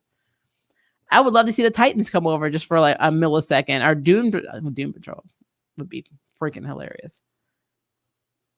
And Naomi is a new DC character, though. So is she supposed to be? I'm gonna have to read her bio. I don't think she's Kryptonian. I need to figure that out. So you've read some of the comments. I'm really gonna have to check her out because I did not know that she's even a concept. So got educated on my own stream today. Macy and Harry should have gotten it on when his powers were away from there. I said that too. I'm like, really? You were on the clock. I'm like, oh, I would love a Vixen show. Yep. I think they should just bring her in or make Vixen an actual legend. If you want to put her on Legends, not like Amaya, but actually have her be her Vixen self since she was a granddaughter and just let her roll. Bart Allen's 90s run in Impulse was hilarious. I would love to see. Well, I just need to see how they're going to bring him in, how they're going to introduce him into the Flash Arrowverse universe. I know he's supposed to be their son from the future. It's just weird that they keep making people that were never their kids. Like Bart is their grandson, and Nora was never their daughter. Excess was actually, what was her name? Why is she going out of my head? Barry actually slept with someone else to make it Excess. And I don't understand why they made her Iris's daughter, because that was never a thing. Iris had Dawn and Dawn. And I don't know why we can't have Dawn and Dawn because they're literally canon. I don't understand. But you know what? Whatever. That's how I look at that. Because there's no point. So she's the granddaughter of Barry. So that's right. I forgot about that. So their grandkids were made their kids. That's what happened. And their actual kids apparently are not allowed to be born. I'm like, so. Unless they're going to do that thing where Bart dies too. And then their timeline is rewritten. And then they have their actual twins. Because why can't they have Dawn and Dawn? What's wrong with that? I don't get that. I don't get that at all. Yes, give us a live action Vixen. So I think everybody needs to write the CW and say, hey, live action Vixen. We need Vixen now. Stop playing around. Maybe Constantine and Satana could lead the Justice League Dark together. I'd be down with that. Vixen had some animated shorts with Arrow and Flash, but it hardly did her any justice. I know. And like, if she would have fought Oliver, he would have beat her. And that just would have made me mad. So I want the Vixen that channeled an elephant to tackle Wonder Woman in Justice League Unlimited. Yeah. Okay, I think think I read that one already. New character, get that one. Already read that one. I've imagined a Doom Patrol Legends crossover. I would die laughing. I would pass out. I would literally pass out. Apparently, Emily is like America Chavez, a reality traveling superhero. Oh, wow. I love America Chavez. And so many people think she's OP and stupid. And it's really sad. It's very sad. They didn't leave Gabby alone.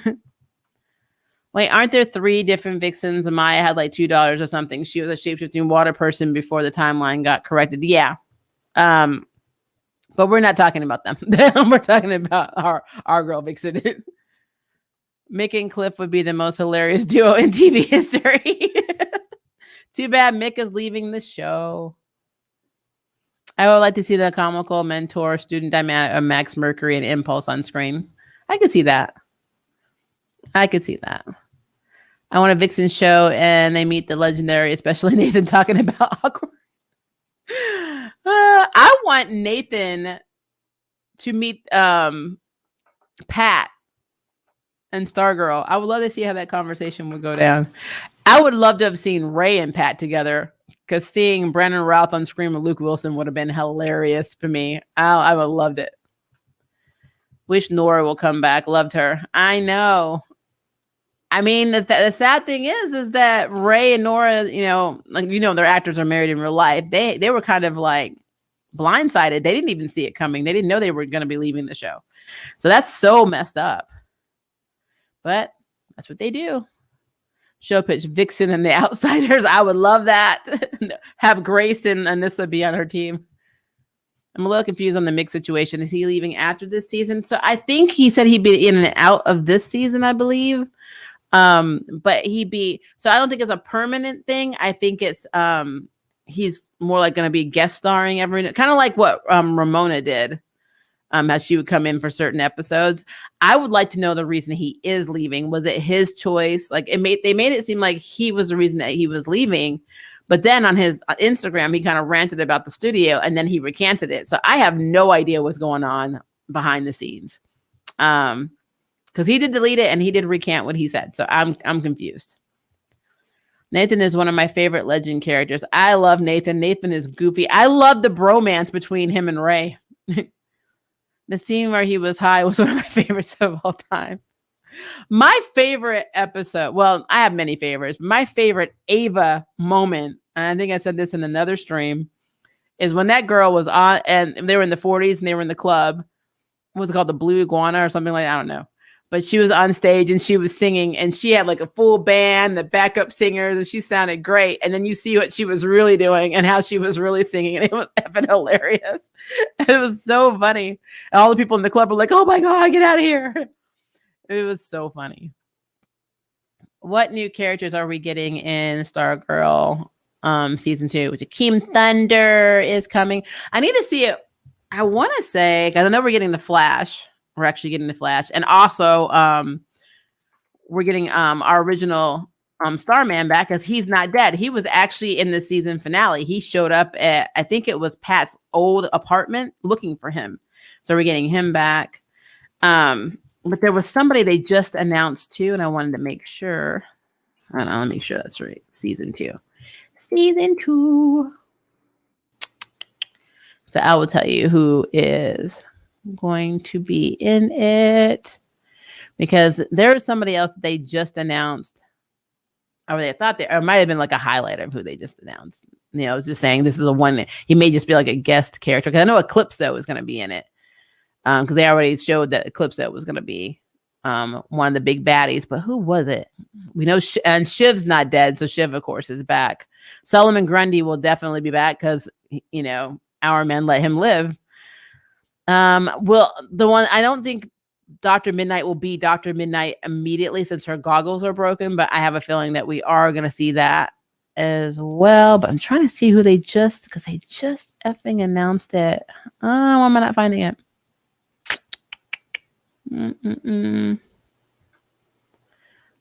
I hate when you can't find the information you really want immediately. It's so annoying. It's so annoying. I'm gonna have to find it, and we're gonna review the show, but I'm gonna have to in the next stream. I'll probably have it for you because like I'm not finding who it is, and it's bothering me. But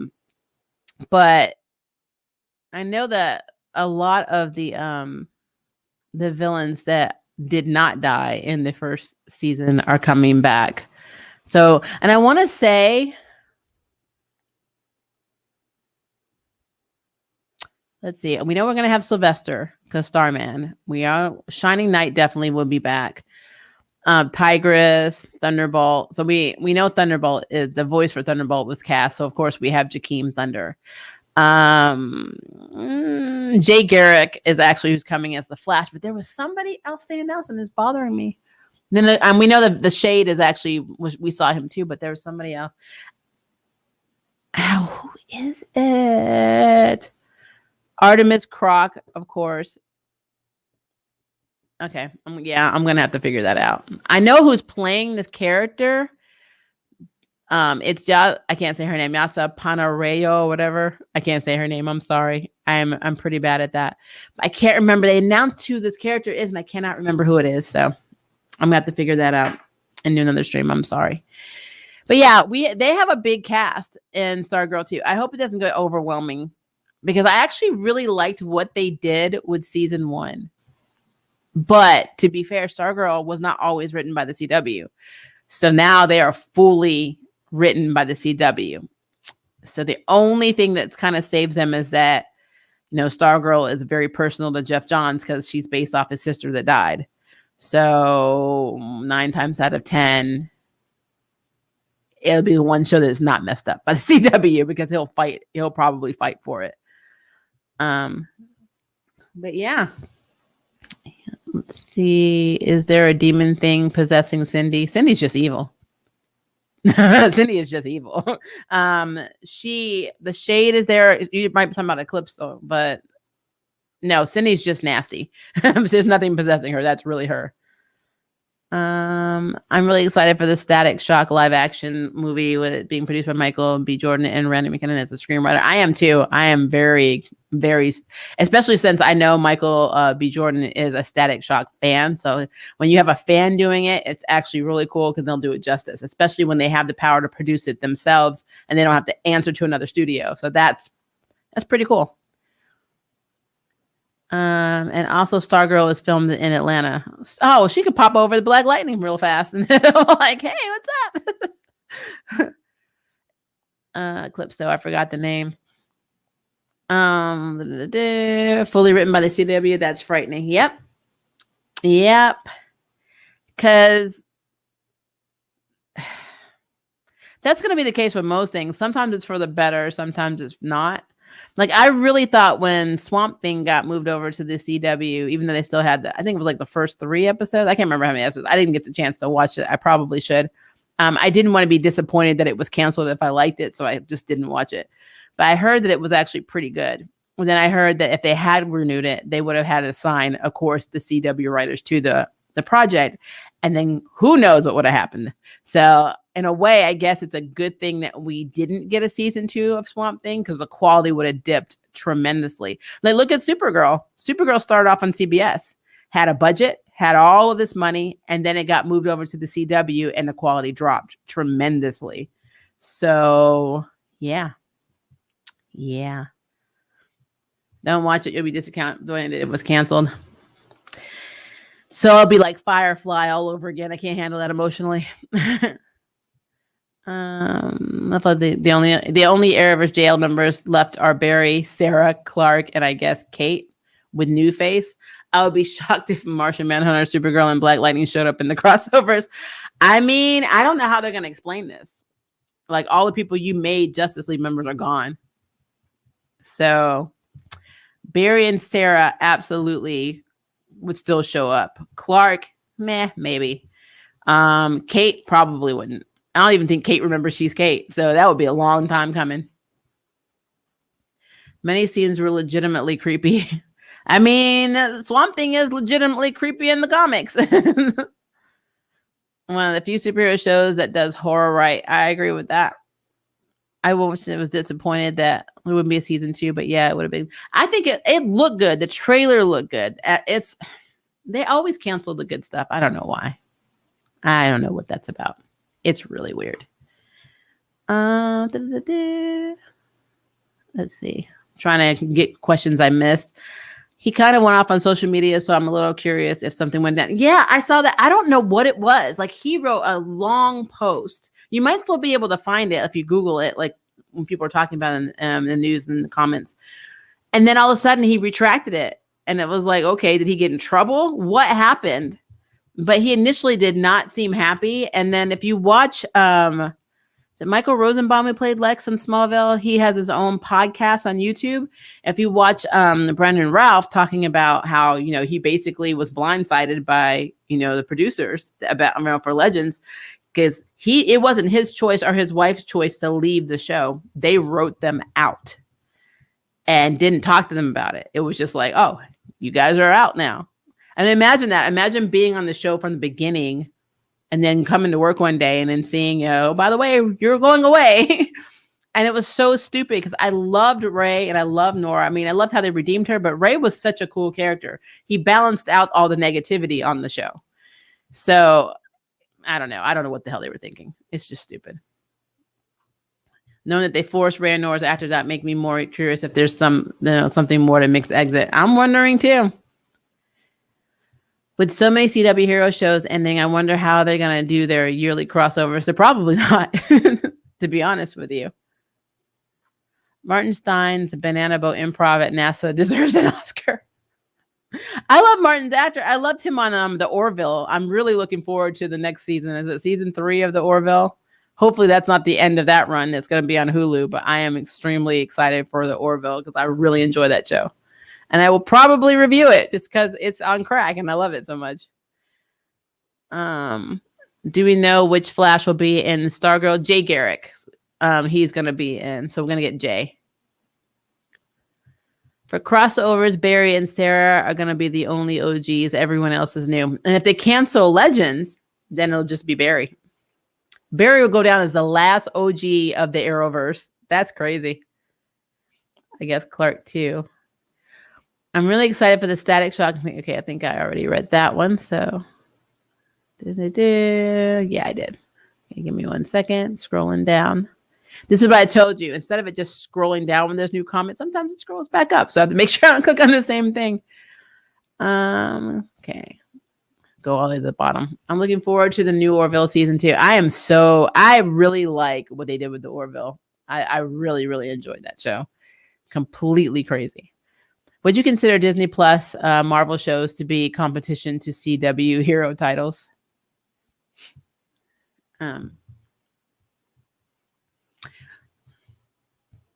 In terms of what? In terms of drama, action, story, plot. I mean,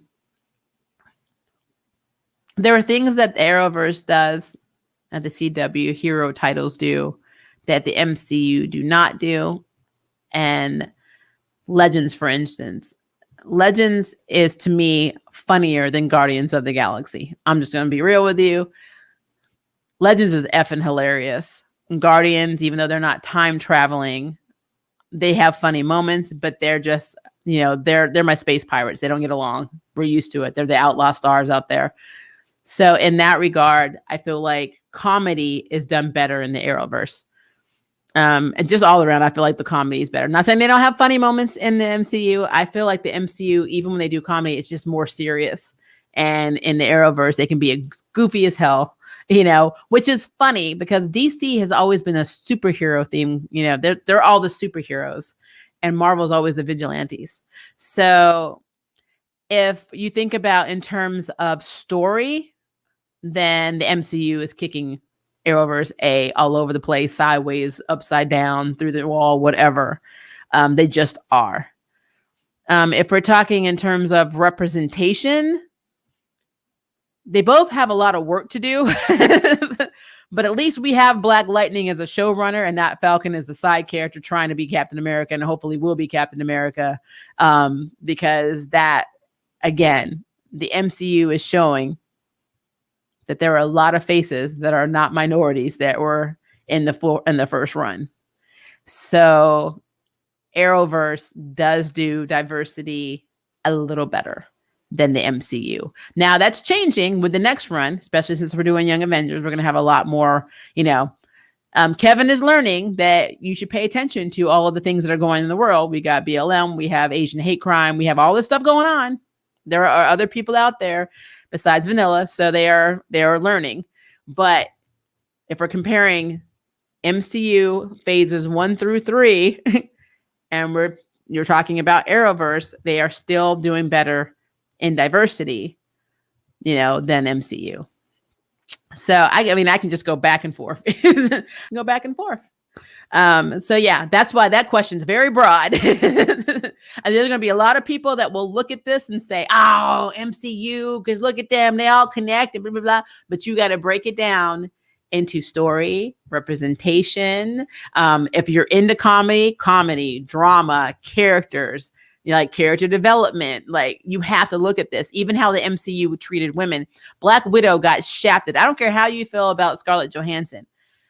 Black Widow got shafted through the first 3 phases of MCU.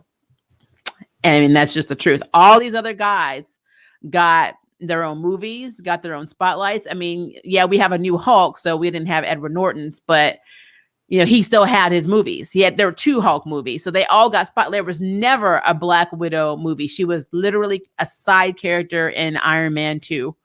An intro character, right? Like a little guest appearance here and there. Well, she didn't even have like a full plot. She had a side plot.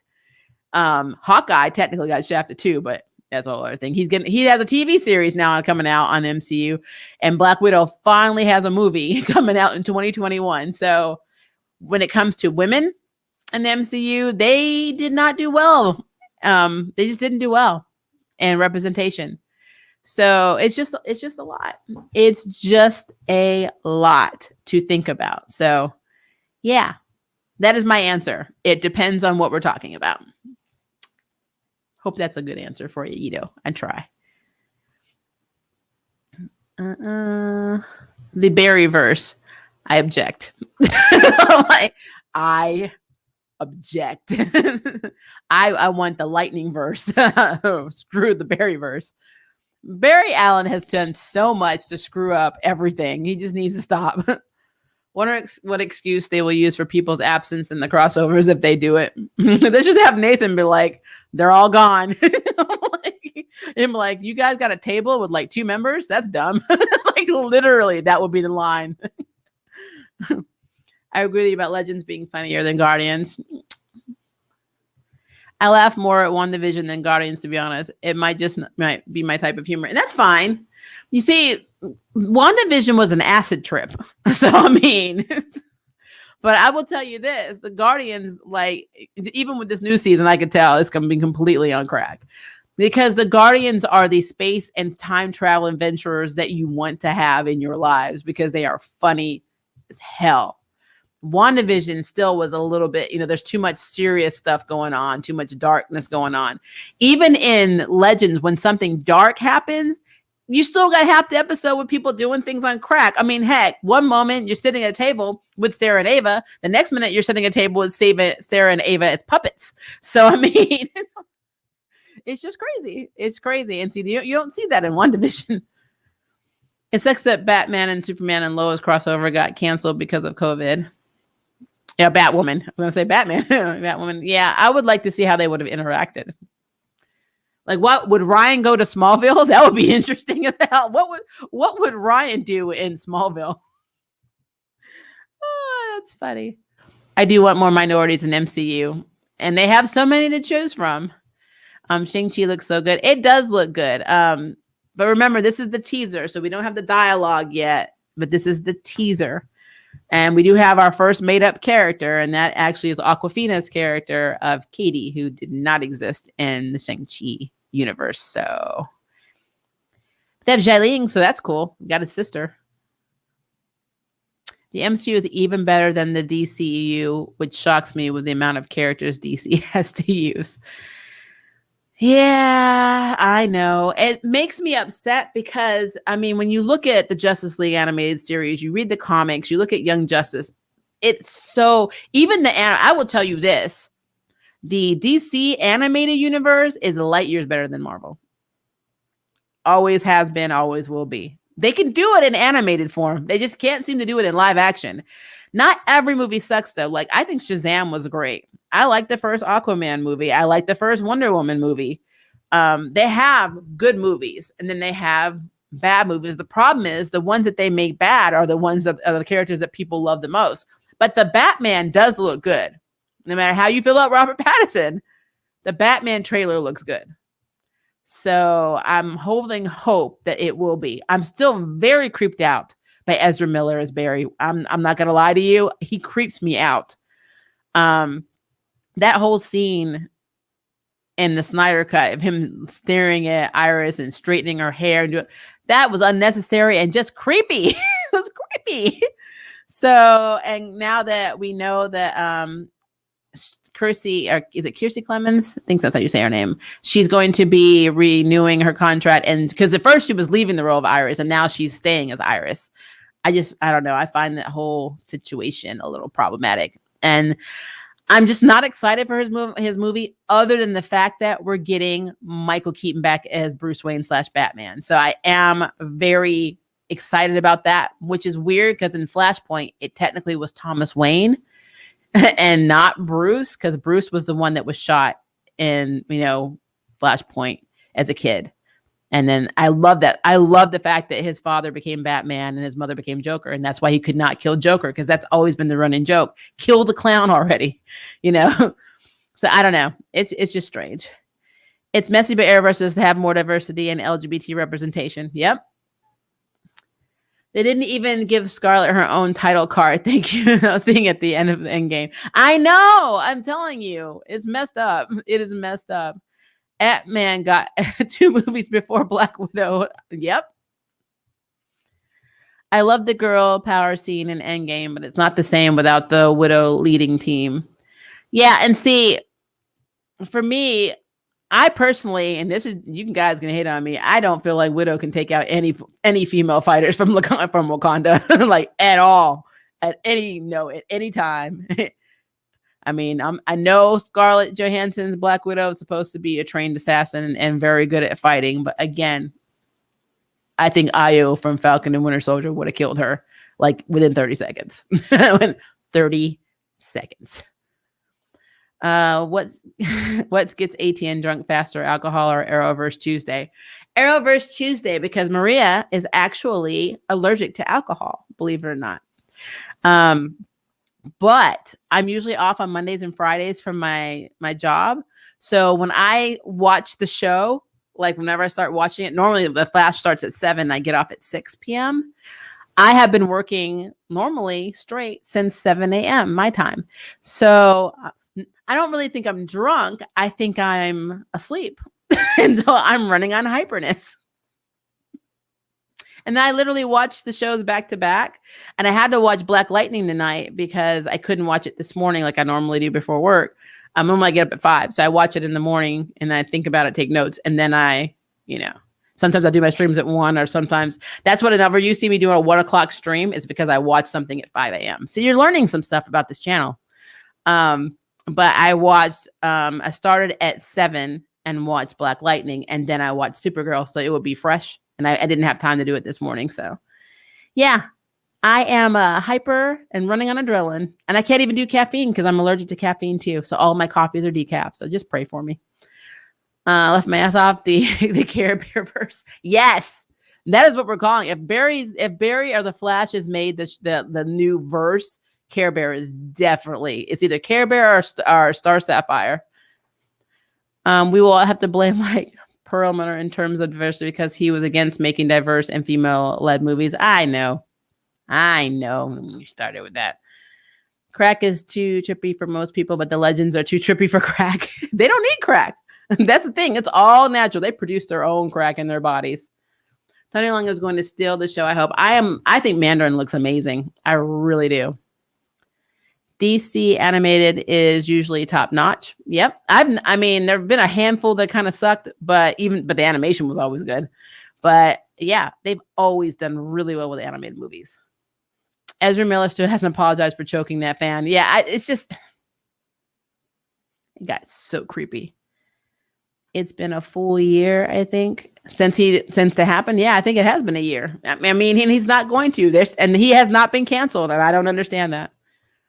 The next DC animated movie comes out soon. I think it's a Justice Society movie. Well, I will definitely be checking that one out.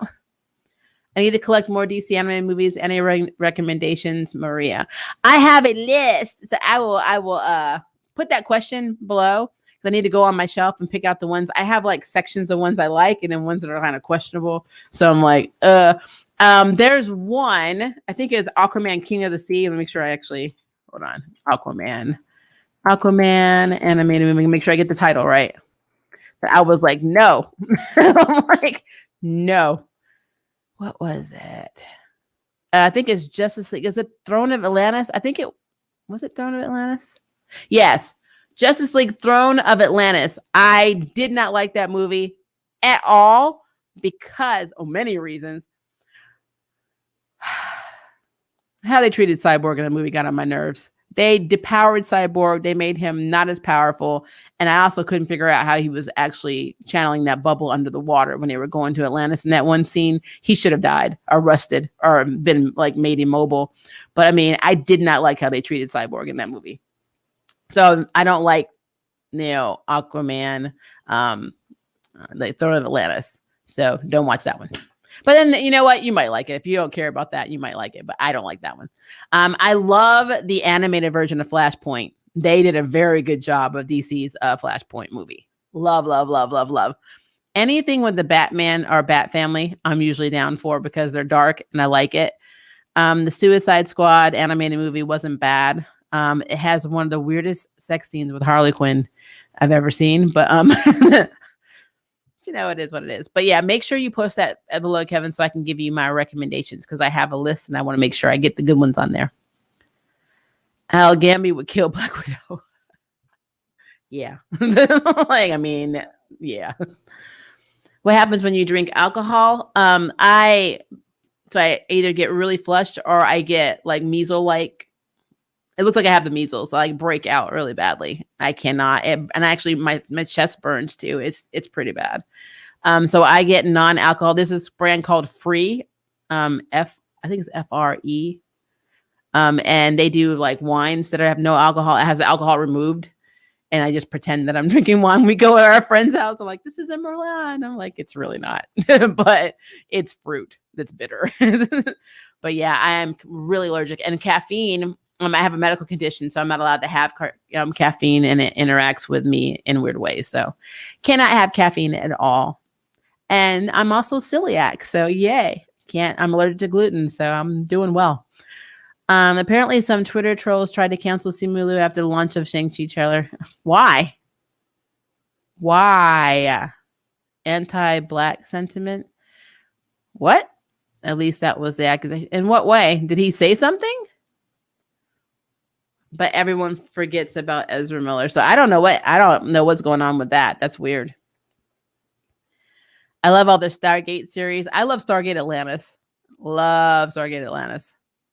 I would recommend Flashpoint too. I mean, they did a really good job with Flashpoint. I was very impressed with, because I mean, you really could screw that up. And they did a really good job with that.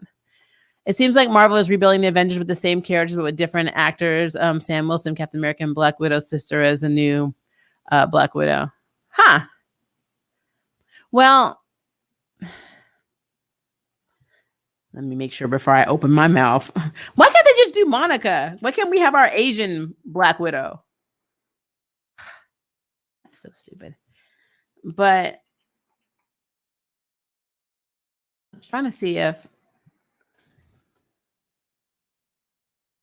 technically, okay, so is her sister in the movie? Because I have not checked the cast list. Is her sister in the movie Yelena? Because if it's Yelena, which is kind of funny, because when you look at Endgame, when you see Scarlet with the blonde hair, which I'm assuming she did because I think she was pregnant. I think that's what was happening. I don't know. I don't keep up with the actress, but I thought it was Yelena because that's how Yelena looks. We all know Natasha always has red hair and a Russian accent. But having Yelena come in as Black Widow, I'm fine with. The only reason I wished it had been Monica is because she was married to, Nick Fury, and we are getting Secret Invasion. And I think that would have been a very interesting way of bringing in another Asian character. But that's just me. Whatever. It's fine. What ifs? I'm thinking about watching the new Charm from the beginning. Should I skip any of it? Season 2. I'm just you should watch it, and then you should come back and look at some of my reviews and post all your questions below and get caught up. So when you see us getting furious about some of the things that are happening in season 3, you will understand what is happening. The show is not bad. The characters are not bad. Some of the stories are not bad.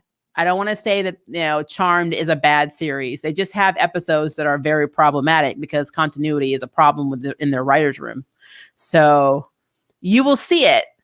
And I think you will enjoy the show for what it is supposed to be. And you will enjoy the characters for what they are supposed to be. But there are going to be frustrating times.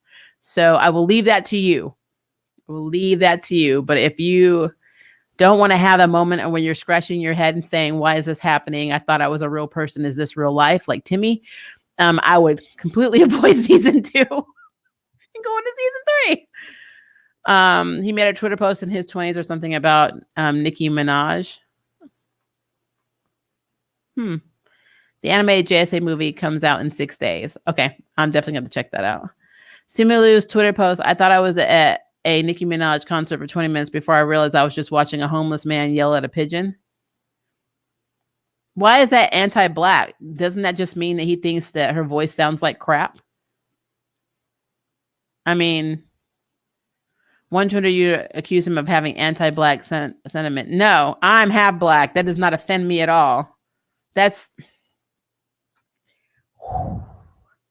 I agree that some people should be canceled in this world, but not cancel culture is a virus in some ways. They just need to stop. Like, really, just stop. Stop. Because when you keep doing stuff, insignificant stuff like that, unless there's more of the story that I don't know, if you keep making comments like that, you pretty much devalue the entire struggle. You make things harder. We already have enough people out there screaming, stop being woke and Wokemon. This is why this happens. Stop. It's stupid. Sorry, I meant to read this. When I go back to watch a new Charmed episode on CW on my TV, they got it starting from ep 5 or 6, I think. I get mad because I can't watch the first 4 episodes. Do you have Netflix? Because I think it's on Netflix. What about, and also, I don't know about I want to say the CW app might have it. Have you tried the CW app to see if they have all the seasons? Because they might. You might have to watch commercials, but they might have it on there. Because I know the original Charm series got moved to Peacock, so they don't have that anymore. Yep, skip season 2 for Real Headache Central. I mean, if you watch my reviews, you pretty much got the gist of what happened. So far, I like it much better than the original, and I watched that religiously back in the day. Yeah, because it has not aged well. No matter what the actors want to think it is, it was not the, broke down progressive show that they try to claim that it was. It was a bunch of sisters who had a lot of love problems and had a little bit of sexism, and again, had a lot of love problems and dealt with demons. That's literally what Charmed was. Charmed season 2, mental breakdown. Get ready. Yeah, I think they have the earlier seasons on Netflix. Yeah, they have. I'm pretty sure they have all of them. And when this show, when the season finale hits within a week or two, unless they lose the CW contract, it'll be on there too. I literally forgot everything that happened in the first 2 seasons of Charmed. The season 1 I remember. Season 2 I block out of my brain for many reasons. I haven't seen it on Netflix yet. Okay.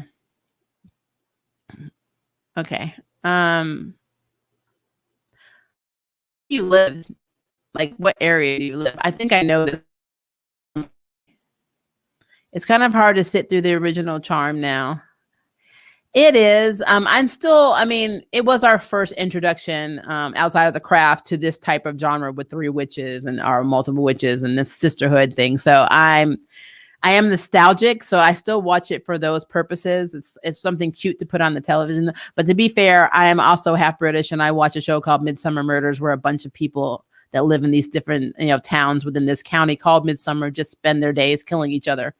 And originally, it was a bunch of really old British white people just killing each other for stupid reasons. And now they're more diverse. Now they're killing Asians and Indians and, Black, British and African, actors that come in and portray characters that have somehow always lived in this town that was always predominantly white.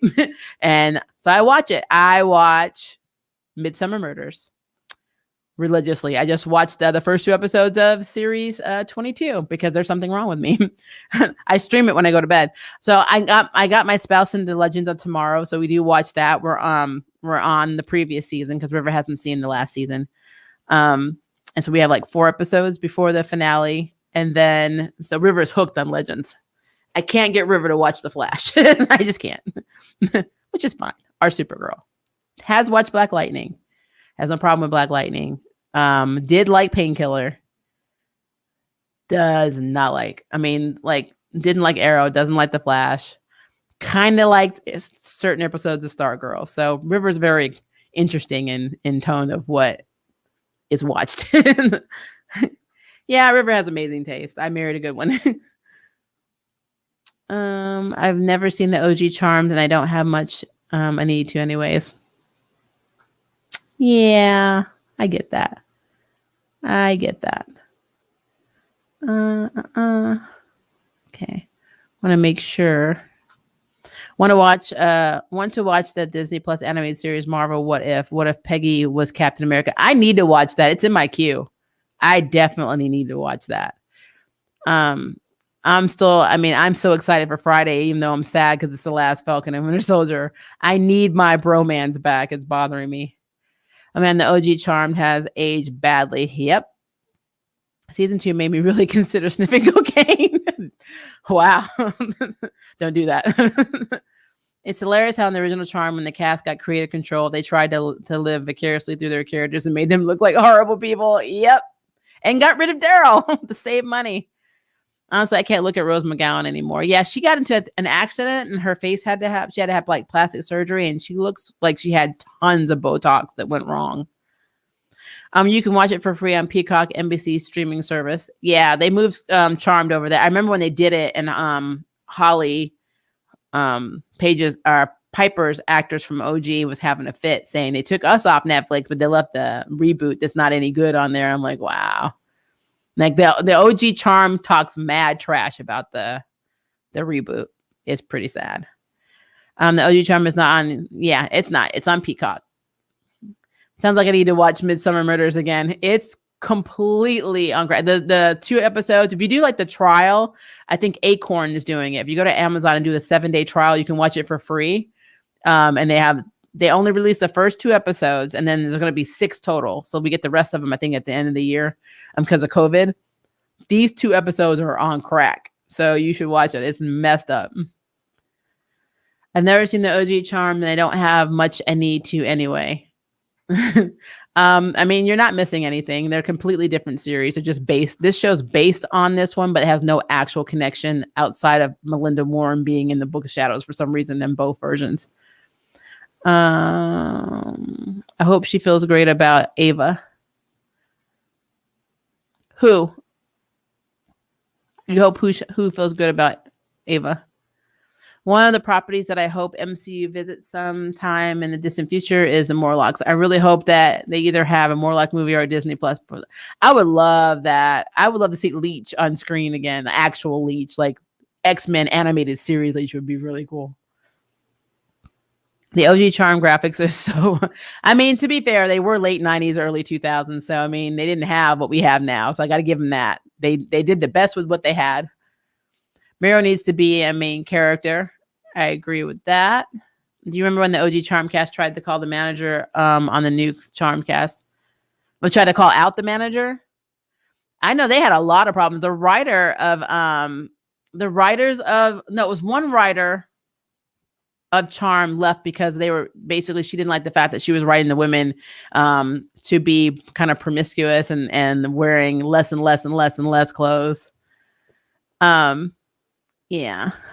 I meant River. I hope River takes to Ava. Yeah, River likes Ava. Okay, I'm sorry. So yeah, for you guys, if you don't know, I'm an LGBT marriage and my spouse is the T.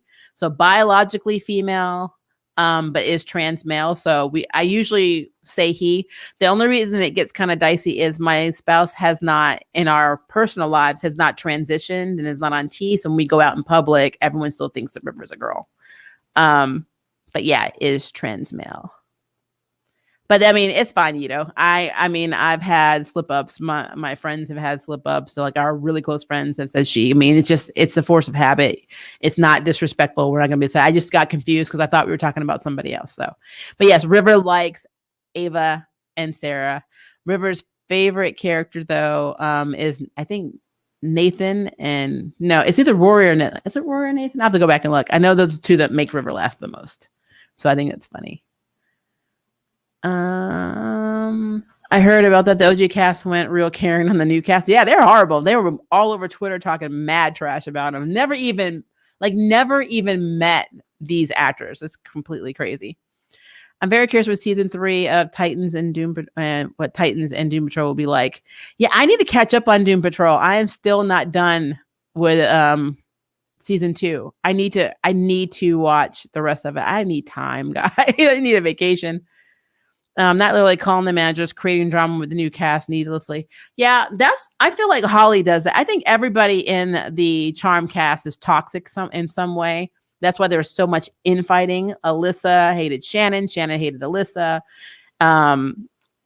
I kind of feel like everybody hated Alyssa because, like, I know Rose McGowan had problems with Alyssa. Now, if you look at it, Shannon Doherty is actually saying, our Prue's actress is actually saying the show is not bad, but Alyssa and Holly and Rose are all calling it trash, and like they're even fighting with each other. They don't talk to each other. So I mean, they expected the networks to put them back on the screen when they couldn't get along the first time. I wouldn't put them on the screen together. I mean, the behind the scenes drama would be insane. So no. They'll be all right. Someone downloaded the Midsummer Murders on YouTube. Yeah, they have a lot of the seasons on there. I don't know if they have season 22 though. They just released it. Hit on the 19th. No, yesterday. That's right, because I did watch it yesterday morning. Yeah, so yesterday is when it was released on Acorn TV, but I don't think it's anywhere else because they got the rights to it, unless you have BBC 1, 2, or 3. I saw some of Sarah Jaffe's reactions to that, and that's when I decided I didn't want to watch the OG series. Yeah, it's messed up. Charm, War of the Karens. That would be a great documentary. Someone should do that. I can't watch Doom Patrol. I feel like I'm on an acid trip while watching it. It is interesting, but it's funny as hell. I really wanted to have Bumblebee on because she was in Doom Patrol. I would love to have Bumblebee on there because Karen would have been really funny. I watched Doom Patrol for Brendan Fraser. We watch most things for Brendan Fraser. I am a big Mummy fan, except I wasn't too keen with the third movie, even though I love Michelle Yeoh and I love Jet Li. Was it Jet Li or Chun Yun Fat? I have to go back and see who played the main antagonist in the third movie, but I loved The Mummy 1 and 2.